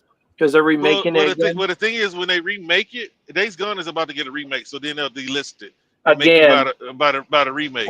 But all those games, like even Horizon, the lowest I saw Horizon for was $9.99, and then they come up with the remake. And then you look at it's got like 50,000 sales. Like people aren't buying these games. And then with Microsoft is strangling PlayStation in so many ways that people don't even understand. Microsoft knows that PlayStation needs PC, right? So they also know that PlayStation needs to start bringing their games to PC sooner to capitalize on the marketing cycle and the hype that goes. There are no impulse purchases 1 year or 2 years later. Everybody's already watched what they want to watch on Twitch. Listen to whatever reviewers or read whatever reviews they want to hear. There's no impulse buy 2 years later. You see what I'm saying? In the beginning, when the games first come out, people just buy it. Like the hysteria surrounding the game is there, and people are just buying. But that's not happening. That's not happening with PlayStation games when they bring them to PC 2 years later. On top of that, last year, if I'm not mistaken, there were over 19,000 games released on Steam. Like you got to do way more than come out a year early. Your games aren't special. Now, when you first brought them to PC, there was some what is it called? When you bring something up, it's rare or it's new. It don't matter. It was new for them to bring games to PC, so everybody was like, "Oh, a Sony game, PlayStation game on PC. Let's go get it." And as time went on, these games sold less and less and less. You look at the platformers. If they didn't perform on PlayStation, they really were duds on PC. They got to start getting their games to PC sooner. This is why Xbox couldn't play around. Blue, all these metrics that I'm talking about, there are people way smarter, make way more money than me that already know these things, and that's why Xbox is on PC day one. That's why they know that once a game is exhausted on Steam or whatever PC platform they would put it on, Gamepass, throw it on PlayStation. Because if you hadn't bought a Xbox to play it by now, you were never going to buy an Xbox. So let's get over there. And then on top of that, what's the benefit of the sequel that nobody knows anything about? You know what I mean? When Forza 6 comes out and it's going to be on Xbox for a while before it goes to PlayStation, what do you think these people who bought Forza 5 are going to be thinking? Damn, I need to get an Xbox. You see what I'm saying? The thing with Mario, we've all known about Mario because Nintendo was the only thing out there, and they were putting it in every Nintendo console box. So now Xbox is putting games over there, and when the next one comes out, then they have something to think about. Right now, Halo means nothing to PlayStation fans. Gears means nothing to PlayStation fans. I don't want them to go over there. I'm hearing the rumors, but if they go over there, when the next Halo comes out, you think they're going to have a little more inclination to consider an Xbox, right? When Call of Duty is coming in the box too, Game Pass, when more people understand what Game Pass is, like it's so many ways that Xbox is coming at this thing. If they have Steam and PlayStation can't continue to put their games on Steam 2 years, 1 year later, then it's going to be day one on Xbox too. So you might as well just put your games everywhere. They're trying to break this whole thing that PlayStation has. They already, remember I told you, beginning of the generation, I said we got one more left. And that's Square Enix. Square Enix was the last domino to fall on the AAAs. You can go get the AA's because some of these people don't even have enough money to bring their games to the market. But these AAA games, none of them are doing these time exclusivity deals. So what is PlayStation going to have to make them look like they got something that nobody else has? Because we know that their games take 5 to 8 years to come out. They showed you Heretic and you got PlayStation ponies thinking it's coming out in 26. Y'all will be lucky to get another update in 2027. They showed what's the name of that Kojima game? They showed that for 3 years every time. OD. Well, OD is us, right? Xbox. But I'm talking about Death Stranding. When Death Stranding, the boring walking simulator with Norman Reedus. Yeah. Well, I ain't gonna talk about it because some people like it. But boy, Tech loves it, right? But look, so they had the same E3 for 3 years in a row, right? And then all of a sudden they say, well, we don't need E3 anymore because y'all don't have nothing to show. Exactly. They showed Death Stranding and Ghost of Tsushima for 3 years straight. We've been knowing that Death Stranding 2 has been coming for, well, we've known, but they've been showing it for years. You see what I'm saying? So like, what does PlayStation have? And when they put it out there, what are people going to be really paying attention to it? Like Jim Ryan really screwed them over. Now Jim Ryan had the right idea. But like I said on this show, PlayStation don't have heart for that fight. Because if you look at if PlayStation had Sea of Thieves would be dead. You understand? Yeah, real quick. He's right. You remember, Resident, that Jim Ryan tried to have that meeting with them, man. He tried. And what's his name? Neil Druckmann? A lot of the studios didn't like that direction. They didn't want to go that direction. They told that man they're not gonna work on no games. They're not gonna do that. They told him that. PlayStation got Don Metric 2.0. They're getting PlayStation fans are feeling what we were feeling when we had Don Metric, and he almost sunk Xbox. Okay, why do y'all think Jimmy? Why y'all think the thing that Jimmy did wrong was trying to compete with Xbox? Jimmy messed up when he bought Bungie, but he had the right idea. He had the right idea. To say that, look, real quick, because to say that Jimmy was killing them, that means that Bethesda was being killed. That means that Ubisoft was being killed. Right. The problem with Ubisoft is they try to have too many live service games. He miscalculated because he assumed that they assumed that his studios could make live service games, and he realized that they didn't. We knew that. They were single player games. On this show, when I used to talk about these punk ass Xbox fans asking for PlayStation games and for Xbox to make games like PlayStation, I was like, dude, when Sony can bring you a game that has campaign and multiplayer the same day and people actually want to play it, then come talk to me. Then we say something. Because y'all should be saying that PlayStation should be giving their customers games like we have access to, like your Gears, like your Forza. Like Halo. Halo gives more than any other game on the market and is scrutinized the most. Think about the things that Halo brings. Mode, campaign, multiplayer, all these modes. Now, a lot of the stuff is on Infinite, but normally, bringing way more. The replay gallery, all these things that Halo was bringing to the market from a first-party studio that they weren't getting enough credit for. PlayStation was never judged by that. They were judged by their movie games, and people would say best in class when they were giving you half of what a Halo will give you. You see what I'm saying? But now Jimmy had the right idea. I think he was heavy-handed, but he made a promise to fidelity when he said that you're going to see all of our mainline IP show up in a service game. He was heavy-handed, and we knew that they didn't have the personnel to get it done, because if they had the personnel to get it done, they would have been getting it done, and it wouldn't have taken them a year. Sony ain't never had nothing to get done. Right? They never had. But anything they do. Gran Turismo. But Like, remember what I said, Legal. I said Sony is looking at these. We look at the charts and we say, oh, this game was ranked. But Sony is looking at the charts as a business saying, damn, our games aren't seeing the light. So what do we need to do to have more games get in the light? Like, yeah, Halo, like God of War came out, you know, but it went away. And then it goes back to third party dominating our platform. Third party dominates Xbox and PlayStation. But see, the thing with Xbox is they own 3 of the games that dominate the platform, and one of the games, soon to be 2 games that dominate the PlayStation platform. 3 games, right? Because they have Minecraft, we have Forza, and Call of Duty 2. Those are Microsoft games. Like, so Sony looked at it and said, how do we compete here?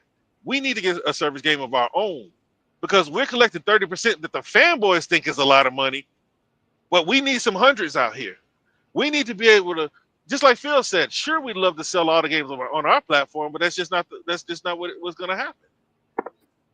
But they needed to have some they needed a live service hit. They needed one so bad that they wasted $3.7 billion on Bungie on a game that was already on life support, and then let them kill the only game that they had that was actually a differentiator in the market, which was Factions. How many? I mean, there aren't many, but something that could have been done on a scale of a Last of Us, especially from what they were saying, the dreams that they were selling at the Keeley show, right? Because, I mean, you got your DayZ and games like that, but a Sony game, because, you know, Sony's going to try to make it pretty and all that. There's nothing, there would have been nothing like it. But instead, they got a Destiny, which has so much competition to put out there. Helldivers, which isn't really a live service game. Fair Games is going to get cut in 3 weeks. Look, you know y'all, realist. Ryan just said something that made me think about what you and him saying, right? So just we can be pretenders, right? We can sit up here and act like we don't know nothing and let's be pretenders all we want to. But there's no track record, absolutely no track record of Sony with PlayStation having long legs and multiplayer live service games. Not one at all. Okay, so we're gonna stop pretending, but we're gonna go down some paper trail history. What happened to Vince Zampella when he went on, at the time it was Twitter, and showed the Xbox community that he was expanding on Titanfall 2 and that he was going to premiere it on PlayStation 4, right? What happened to that game? Fell off. Okay. Next, Cliffy B broke away from Epic, Gears of War legendary man. Started wanting to do his own thing independently. Came out with Lawbreakers. What happened to Lawbreakers? DOA. These are service games. Speed things up. What happened to Concord? DOA. What was Concord supposed to be? Live service game. So are we gonna keep fronting for PlayStation? Because we can keep fronting for PlayStation all we want to. But the verdict has always been there. The verdict has always been there. Factions, we don't even talk about Factions, because when Bungie went around to circulate the studios and to see what they were working on, Bungie said it was a catastrophe, man. There's no way you can put this kind of stuff out.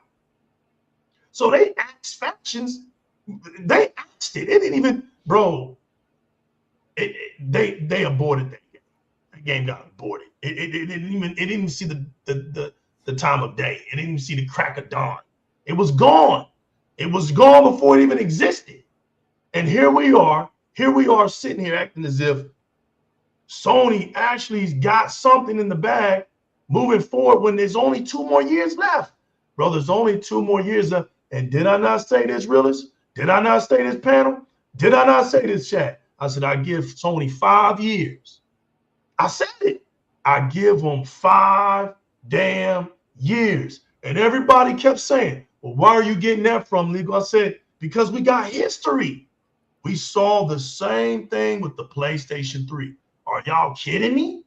Are y'all really kidding me? Like, you don't see it? The ingredients is there. Sony played around too much last generation when Sony should have been working on service games.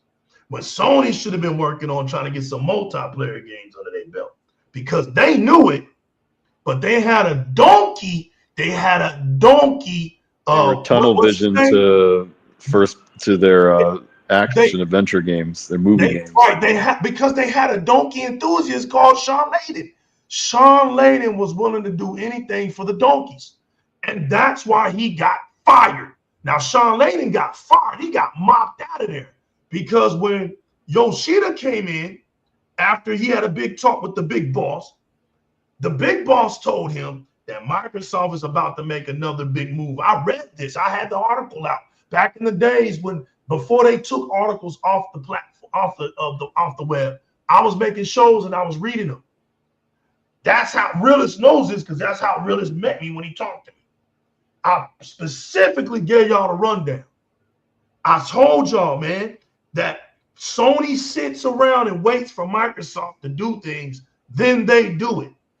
The guy literally told him that. He says, we ain't making a move until Microsoft makes a move. So when I saw that, I knew Sean Layden was in trouble.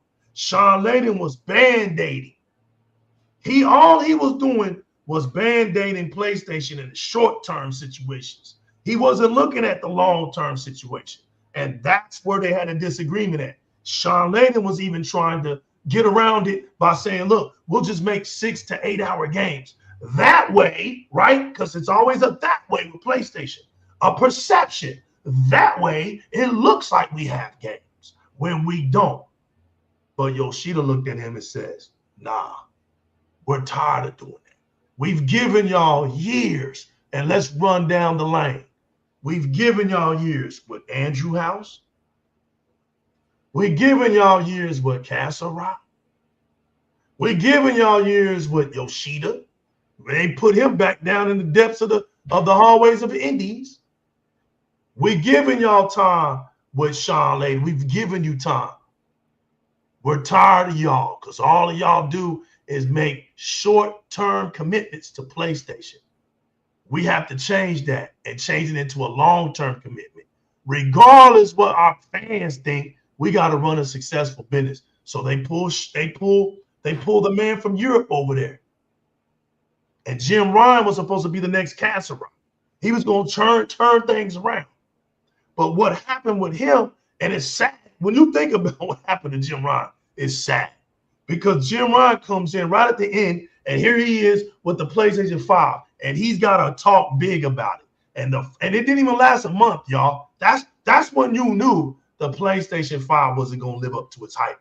Because Jim Ryan came out and said, listen, we don't believe in generations. Every game that comes out is going to be on the PlayStation 5 moving forward.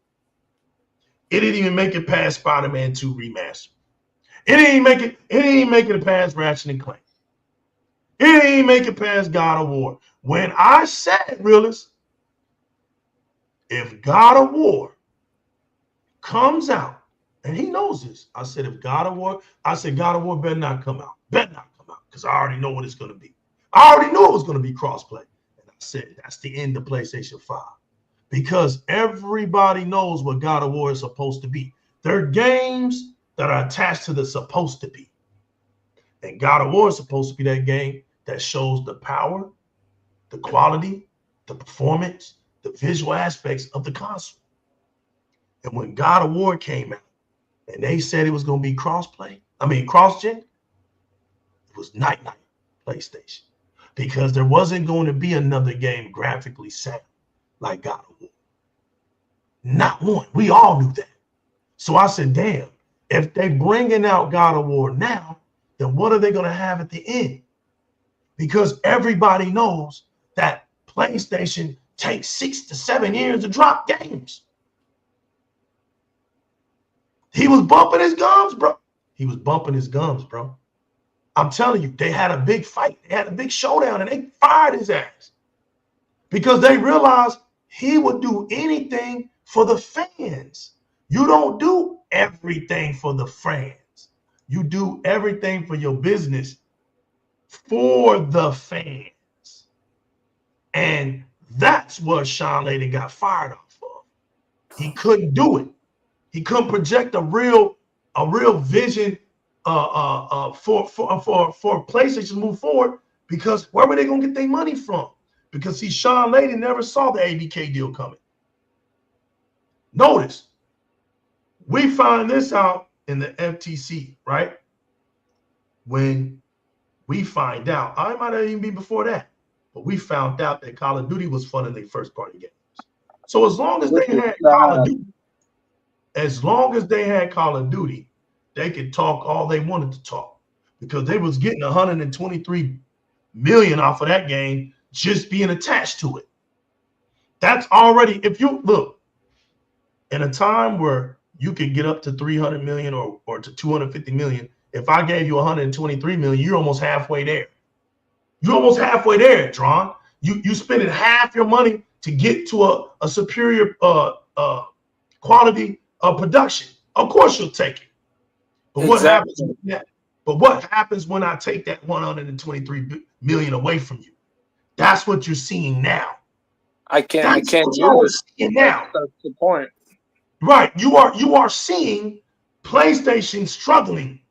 You are seeing Little Bank struggle to keep its perception. You got to remember, to your point, Sony movies and TV relies on PlayStation.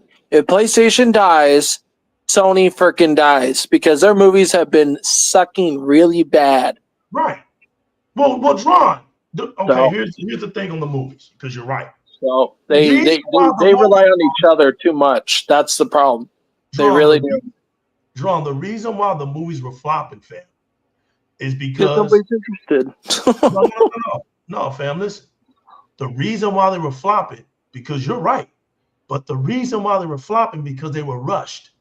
They were all on a time frame because Sony needed to get the money. That's what they kept saying about the latest Venom movies and the Spider-Man movies. Like the actors have been on the record saying, "Look, it feels like we've been rushed. Our budget got cut in half, and we literally sped it up into like 2 years of development versus a normal movie would be 4 years. 4 years or 4.5. Yeah. There you go. Yeah. You go. So that's why. Shout out to Snooki Jackson. Shout out to the whole chat pack tonight, man. Thank y'all for coming in. Yo, I think Realist had to go because he's actually working. So if he left, he's working. But Realist came in and cooked, man. Shout out to Realist if he doesn't come back in. But shout out to him. I like Realist. He's a really cool guy. Yeah, man. And so when you have these aspects, you're right, Dron, TJ. 6 movies flop. 6 in a row. 6. I mean, y'all, this is unprecedented. 6 flops in a row. I've never seen it before, Famo, and the entire time I've watched movies. It's starting to turn into Disney. I mean, what did you say? I said in the history of me watching movies ever since I was a kid, I've never seen a company have so many flops like in a row like that. That was legendary, right? I mean, to the point where Sony just said, we're taking a break from Marvel movies right now. Yeah, because only Disney is the second closest to that. That's holding a fiddle. But yeah. Well, the thing about Disney is it doesn't matter if Disney get movies flop, because 2 or 3 of them are going to supersede everything. You guys hear Snow White's got the lowest rating in history, lower than Battlestar Galactica and some of the other worst movies. Right. The problem with Disney is they're saturated with their libraries. They can throw out anything. They're just throwing out anything. But Sony can't do that, right? They gotta make a hit, and they've lost Spider-Man. Notice how Sony's not a $3 trillion company like Microsoft. That's what people got to get through their freaking damn head. Well, they already know that. They think they can, but they can't. They don't If because the roles bro, were reversed, Xbox would be destroyed because PlayStation would run like a dictator. Let's be realistic. If the roles were reversed and Sony had $3 trillion and they thought the way that they thought, there would be no Xbox. They would buy up everything. And since they're a Japanese corporation and they're originally out of the United States, yes, their headquarters is in the United States now. But if they kept it out of the United States, there'd be no legal action to be taken, and they could have bought, almost everybody. So, yep. So when you think about it, right? When you think about it, the purse or the wallet for Sony has been taken from a bundler. So now you have to fund 300 because look, you're stuck. What are you gonna do? You know you can't make. You know you ain't gonna make it off of making games like Nintendo because you have this perception. You can't do it. It's not going to work. So what are you going to do? You're going to have to half-ass these games. You're going to have to try to you're going to go back to your tricks again. I don't know if it's your what do they call it? Temporal solutions and what they call it, checkerboarding. They're going to have to go back and doing something because listen, they're upscaling and checkerboarding, basically fake 4K. Right, because let me tell y'all what PlayStation isn't. Like I said, it's not a real next-gen console. It never was. I was just bold enough to say it, along with tech, to have my back in the day. The PlayStation 5 Pro is now finally on par with the Series X, and it's still not performing good. But here's the problem. It's poorly engineered. Because Willis taught me this. PlayStation went by way of how people with weak-ass PCs do things. Weak-ass PCs do it like this. They'll buy a PC. They'll buy a CPU chip. They put it in there. The CPU chip is weak, it's cheap as fuck, right? So they'll go buy this high, powerful graphics card. That's why all you ever hear from these motherfuckers out here are graphics cards. They don't ever talk about their CPU. They don't ever talk about that shit because that shit's dog shit. But I'm gonna buy this. My CPU is a Ryzen 8. I'm gonna go buy this 600,000 RDX/TIP ING graphic card, right? And I'm gonna brute force everything, right? But what happens is it brute forces everything. It bottlenecks. It destroys your light bill in your house. Right. Well, not just that. But you also high-ass amperage, right? You also take a chance of also frying your PC by doing that. That's not good. Exactly. So you really are not bragging. You really still have nothing to brag about because a well-placed PC is put together equally. It's equally magically, beautifully put together, right? Comprised together. But you listen to these ducks, ain't none of them gonna show you their shit because their shit is nothing to talk about. It's all just scratch put together and they making something happen. But they ain't never, this is why you don't ever see them showing their PC gaming. If their PC was such a great damn place, show your gaming.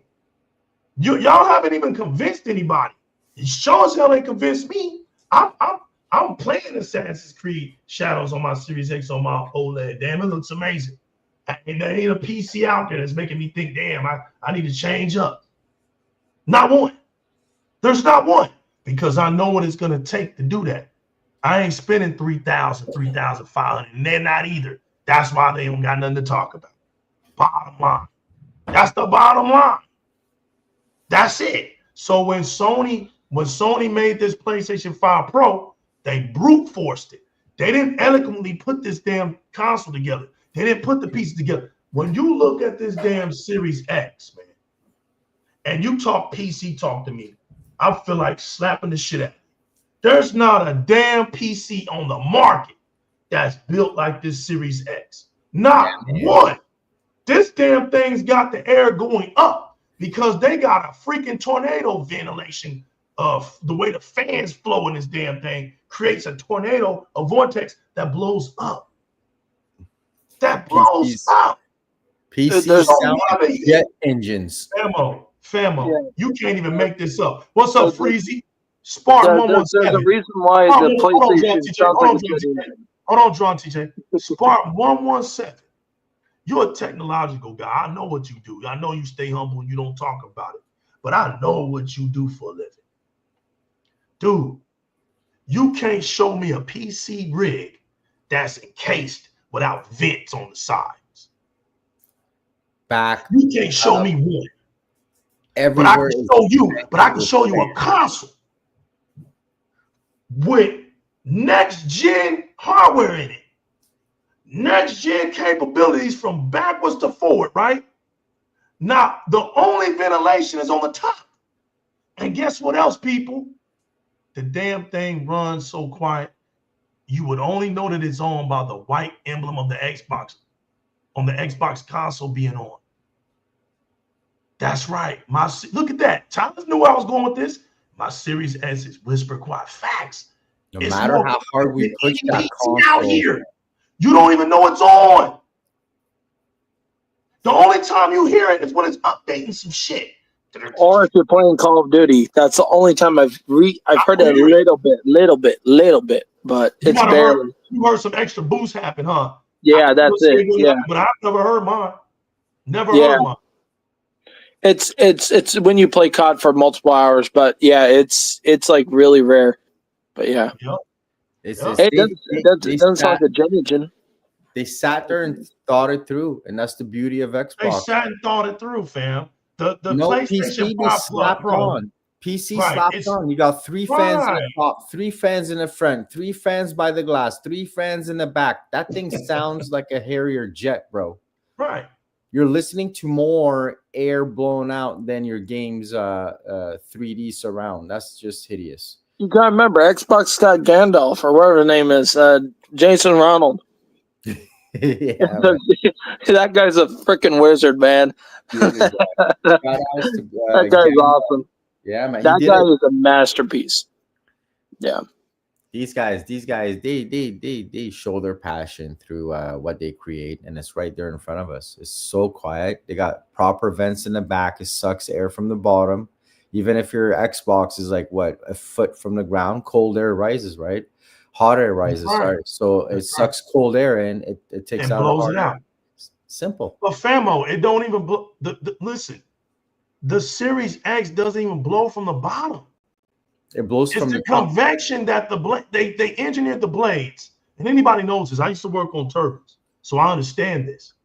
When you tilt blades, it's aerodynamics too.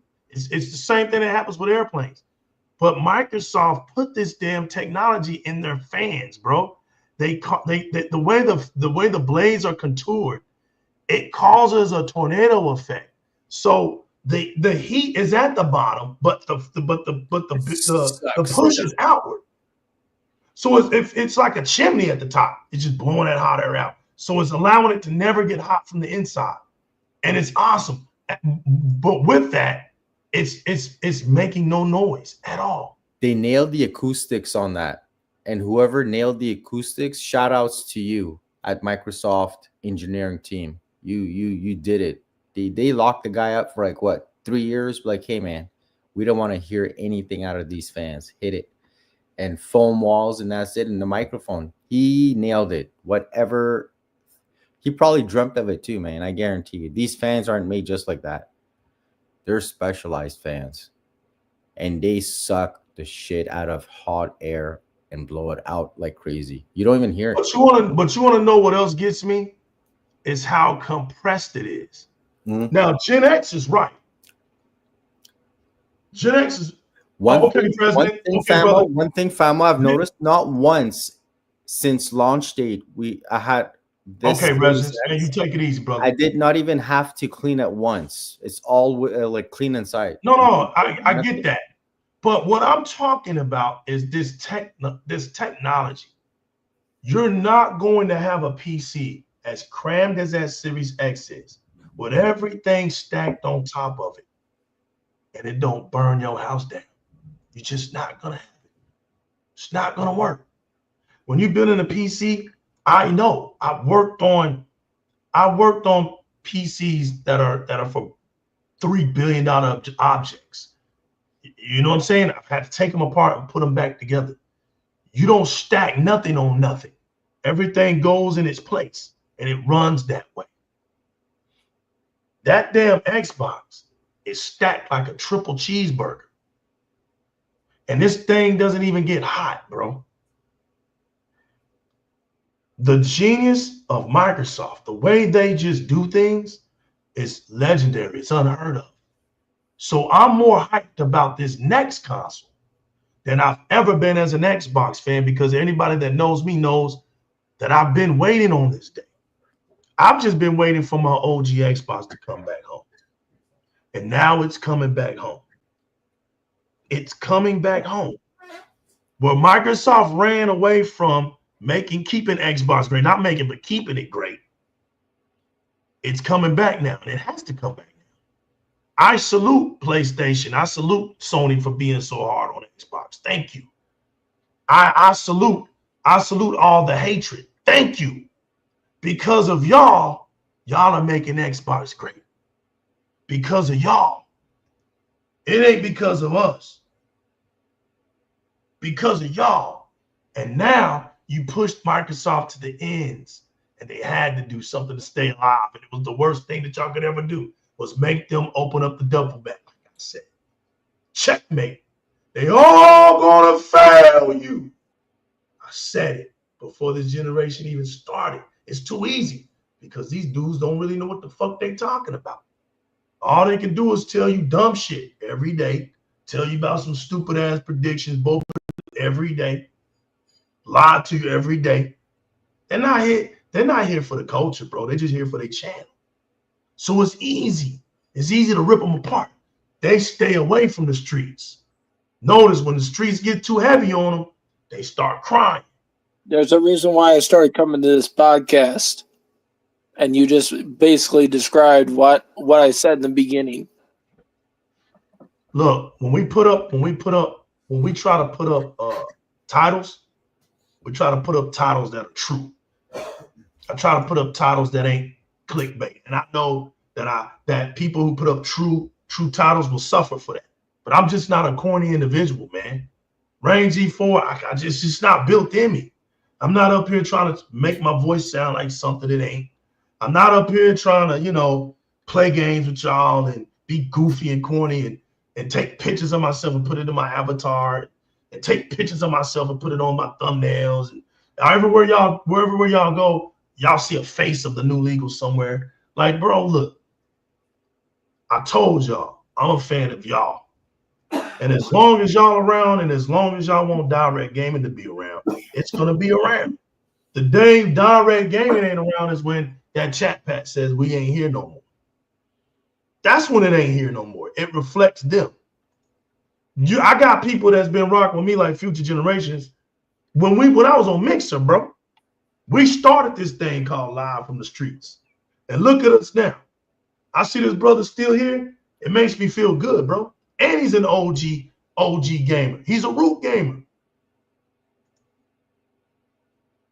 Brain G4 has been supporting me for a long time. I still see these dudes come around. Yo, Mr. Kima, he's the reason I'm even here. That's day one right there. So I look at a lot of y'all and I'm like, man, you know what I'm saying? We still here? Like, it's incredible, man. Then I got people like the realest one who's changing the game, who's bold out here. We need bold people. I got a person like Spartan117. His loyalty is ridiculous. It's hard. I always say, it's hard to find loyalty out here, man. You see cats knifing each other and they back all the time. But this dude, he in the wheel. He's in Di-RRec Game as well. All he got to do is go sit on his couch. He ain't even got to speak. He just be here. When Spartan speaks, it surprises us all. Because all he got to do is just be here. And then I got people like Dolan Knight, who's come to Di-RRec Gaming, man, and took the chit chat so seriously that he renamed it for me. And we got the chat now. We got the wolves out here. And it's a whole different vibe now. And Dolan Knight's told me the reasons why he's over here. And he's another one. You another one. You another captain out here, Dolan Knight, that knows your stuff. One day we want to hear from you. I've had G4 already on here. G4 knows whenever he wants to come, he knows what to do. All of y'all know what to do. But this thing ain't about me. It ain't, man. I get too bored with myself. I'm not into myself like that. That shit's goofy and corny to me, bro. I'd rather go kick it with my son. Y'all coming out here and making me, dude, this new generation has got me talking, bro. I'd rather be on Assassin's Creed. But it's got me hyped. It's not a lot of things that hype me up, bro. Sometimes I go through my highs and lows. But you guys have stuck around me long enough to know what time it is. If I feel like I done stayed too long, then we're going to cook. We're going to have a 3-4 hour show. That's easy. We're going to cook because I know how to echo the streets. I know how to speak the language. I know how, you can't get rid of us, bro. Facts. Can't get rid of the bad grass, bro. We here. We here. Look. You can't get rid of us. They tried to do that with Gears of War, and look what happened. You had to come back to the grass, bro. They thought the coalition, that Black Tusk crew, that garbage-ass first Black Tusk crew was straight garbage. It was so sensitive. Gears of War became so sensitive, it was a damn crime. You can't do that. We're built. Like I said, man, we wasn't babies. We wasn't little bitty boys and girls when we decided to get a damn Xbox, man. Some of us was in college. Some of us was about to graduate from high school, man. Some of us already had jobs out here. Xbox is a grown man platform. And we pass our Xbox experiences down. That's our generation. We pass it down. It's hand-me-down. Exactly. Nintendo is hand-me-down. Because Nintendo's been out here to say it's hand-me-down. That's why generation of it's just successful. Because mom and daddy's passing it down to their kids. But you PlayStation fans, y'all weirdos. And it ain't because y'all were little kids. It's because y'all ain't built off the culture. You're built off of a fake narrative. You're built off of thinking that because the game was only on your platform, it made you feel special. You're built off of, oh, look, our games outsell your games, and you can't play our games because you don't have a PlayStation. They built y'all off of that. And that didn't make you a gamer. That's why you was told dumb things in your history, like 1080p makes you a better gamer, or like God of War makes you a better father. You was told those dumbass things. Y'all are legendary for being told those dumbass things. You was told, hey, listen, you can't afford a console, go out and cut grass. Microsoft ain't never talked to us like that. But when they say that by a PlayStation 3, you got to go work. You got to go work 2 jobs, damn it. They knew y'all. I ain't making this stuff up. Y'all was talking like that. No other gaming fan base were talked to like stepkids. The PlayStation community was spoken to like stepkids. That's how they talk. Am I lying, Dolan Knight? Am I lying, Chat Pat? I'll let Chat Pat hold me up. I've done shows where, listen, the Chat Pat, if I can make a show to say the Chat Pat, it's on your words, whether I stay or leave, then I can damn ask the Chat Pat if I'm lying. Am I lying, Chat Pat? I just want somebody to confirm me if I'm lying. They're the ones that have been told dumb shit like that. In the history of gaming, nobody's ever talked to us like that. Nobody.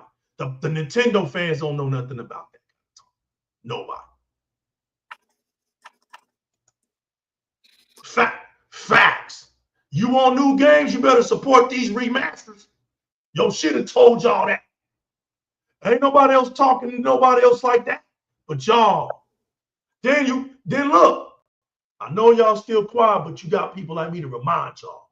There's a $7.9 billion lawsuit hanging on your heads.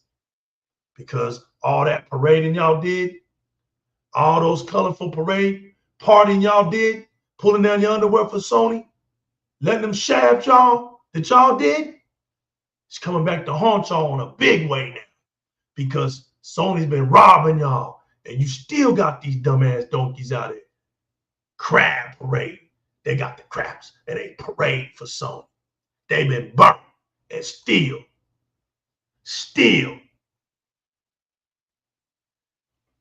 and got the contraceptive. And that's the real deal, Holyfield. And your hookers and hoes know how we feel. So if it's good enough for Sony to break y'all off a chunk, then take a small piece of some of this funky stuff. That's right. They out here wearing donkey wear thongs, Rain. Don't let me get Rain G started on y'all. They out here talking about, they out here with G-strings on. Come on, fam. Parading for Sony.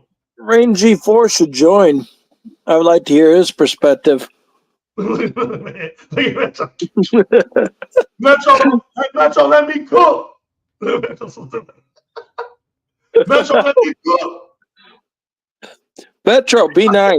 G-strings, Metro. Metro, they're wearing G-strings. Metro, move on. The thong song on. What we doing out here? Come on, man. Where your games at? Y'all gonna stop this blasphemy, bro. Yo, it's been a good show tonight. I had John TJ up on his guest. Realist went out here preaching. Spark 117 on the couch, he had to go. We had Resident Evil, I call him. Resident O in the building. He had to go. Shout out to Teknoblast and Games Heroes, or as we would call them, games traders now. But you know what? You know what, Metroplex? You know what? Xbox games ain't stopping, no matter what the news is. Nintendo Switch 2 Direct show can come next week, right? All that it wants. But guess what? None of those games that they showed, they'll be able to play. None of them. But guess what? Xbox is going to keep dropping news about games being played. 75 million consoles with no games. How in the hell does that happen? And let's don't get it. Look, let's don't confuse them. That's 75 million shipped. Not turned on.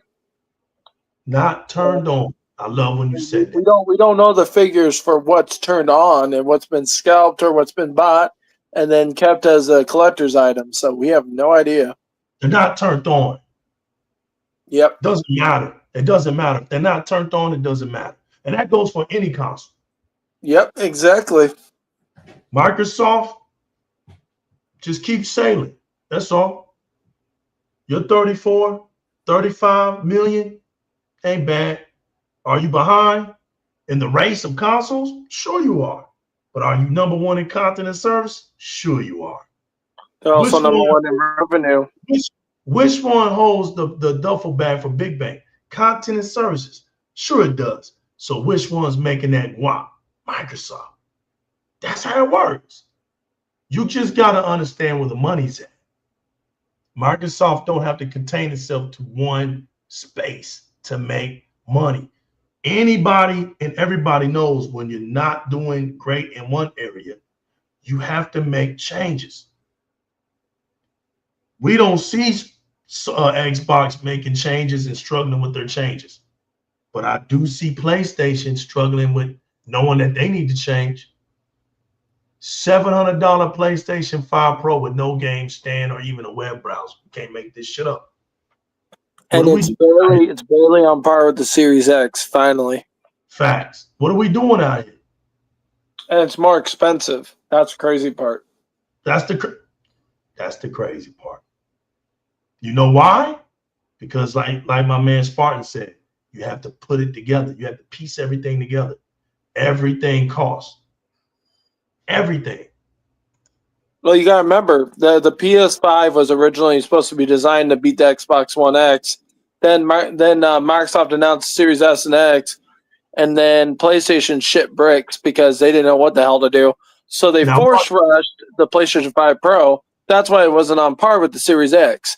And the reason why people are saying, well, the games are playing better on PlayStation, they're just not optimized yet. Now it's the other way around.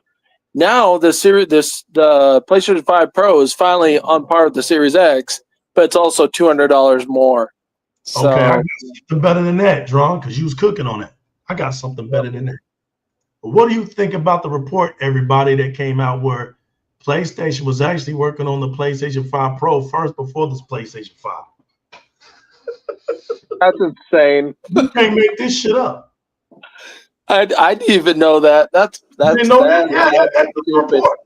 That was a report by Jesus Christ. So what does that tell you again, Drawn TJ? That they rushed it. They rushed it. They rushed it faster than someone trying to go destroy the bathroom after eating Taco Bell. There you go. They rushed it. PlayStation 5 was a rush console. Yeah. Damn, that's bad. There y'all have it. I'm done. I'm done. Like Riz, I'm done talking. I'm done. Anything y'all want to say? Any last words, Drawn TJ? You the guest tonight, bro. I just want to say, you know what? Everybody's going to thank Phil Spencer at the end of the day because, you know what? He started as an intern, and then he became actually a developer and made one game. And then, because he helped with Voodoo Vince, and then he became the leader of Xbox. So anybody that doubts him, you know what? Go be in his shoes, and then we'll talk. Then you can come back on this podcast and you can talk shit.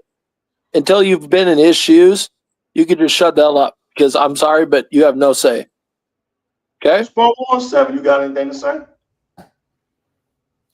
Enjoy gaming, enjoy Xbox, and get ready for the next gen. Willis, if you there, you got anything to say? If not, we're getting the hell up out of here. Bro, I've been here the whole time, man. I dropped a couple times, but look, ain't got nothing to say. Look, I'm pretty much what Spartan is, man. Enjoy your gaming, man. You know what I'm saying? Talk your junk, you know, on the internet, but make sure you putting some gaming in between there. Put some clips up. You know what I'm saying? Some of the people in the chat that on Twitter I follow or see on Twitter, you know what I'm saying? Put that gameplay up. You know, too many people that like talking about games. That's why, you know, with this, it's like, man, when we get time. But at any time, you can go check on the gaming and see that we're putting some time in on these games. I know we're all adults, got other obligations. But, man, I mean, if you can sit around and talk about it, play some every now and then. You know what I mean? Like seriously, bro, too many people, man, like not playing games. Hiding their gamer tag and PSNs. Don't want you to see anything about them, but they just want you to take their opinions. Talking trash about games they never even played. You know what I mean? Yeah. Like exactly. It's too easy to play an Xbox game. You know what I mean? Yeah. Why you hating? Go get a code off the Dorito can since they think they can do that. Fact. And play some games, man. You don't want to buy an Xbox, play it on your cell phone. Microsoft makes it easy for you to play games. You love gaming so much you want to talk about it. Play them every now and then. Fact. Yep. That's it, man. Enjoy your gaming, bro. Hey, and that's it, man. Shouts to Resident Gamer O. Everyone hit the like button and subscribe to New Legals podcast. And then also join his Discord that he's created. You gonna try to put me on blast, man. I'm at the mute John TJ, man, for the night. Hey, John TJ, you working on getting banned from talking, man. I ain't gonna have you talking. I know what why you don't want nobody in the Discord, bro? Look at that. Really gonna try to put me on the spot too. I'm at to ban him too, man. I'm at to block him from talking too. Yo, check this out, man. I appreciate everybody coming out, man. Y'all been inspired by the League of Extraordinaires. This is the X League podcast, the new legal with the realest one, Drawn TJ, Spark 117, Resident Gamer O, Games Trailers, and the mighty chat pack.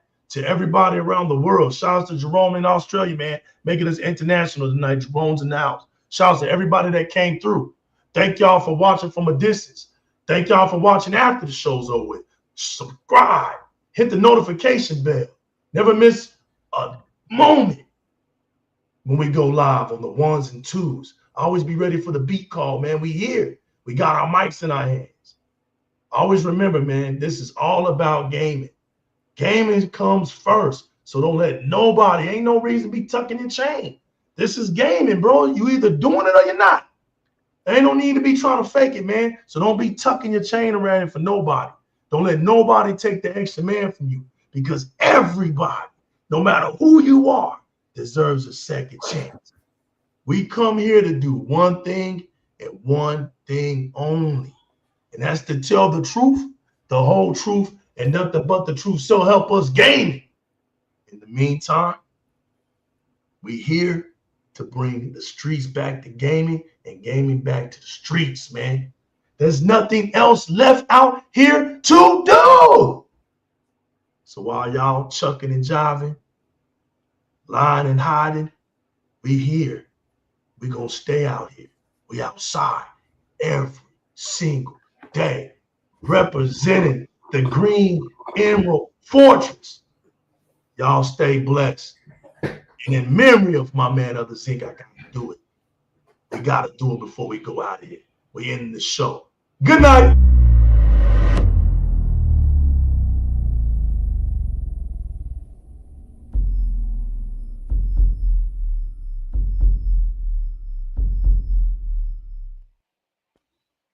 Hey, legal. What's up, Legal. man? Other Zinc ain't dead, is he? Nah. Oh, you said in memory of Other Zinc. I'm like, Yeah, oh shit, man. because he be No, I know he says it, bro, but when you say in memory of, that it means messed dead. you up. And I'm like, like, oh, like, God. he came in late. That's right. I'm like, dang, Other Zinc died. But yeah, No, man. okay, You that's stupid, good, man. bro. We get that. I mean, you know he old. Man. Yeah, let me come to Mama back. All right, fellas, good show. Yeah, good show. No, we about to get up out of here, man. But in the words of Other Zinc, we got to do it live, baby. I'm going Yeah, out. that's funny. The following is intended only for mature audiences. Viewer discretion advised.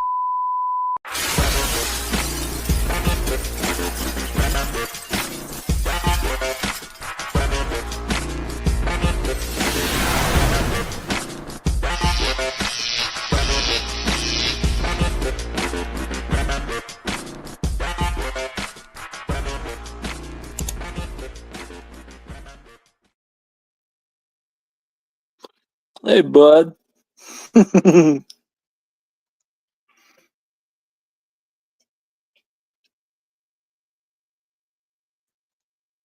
Hey, Legal, you there?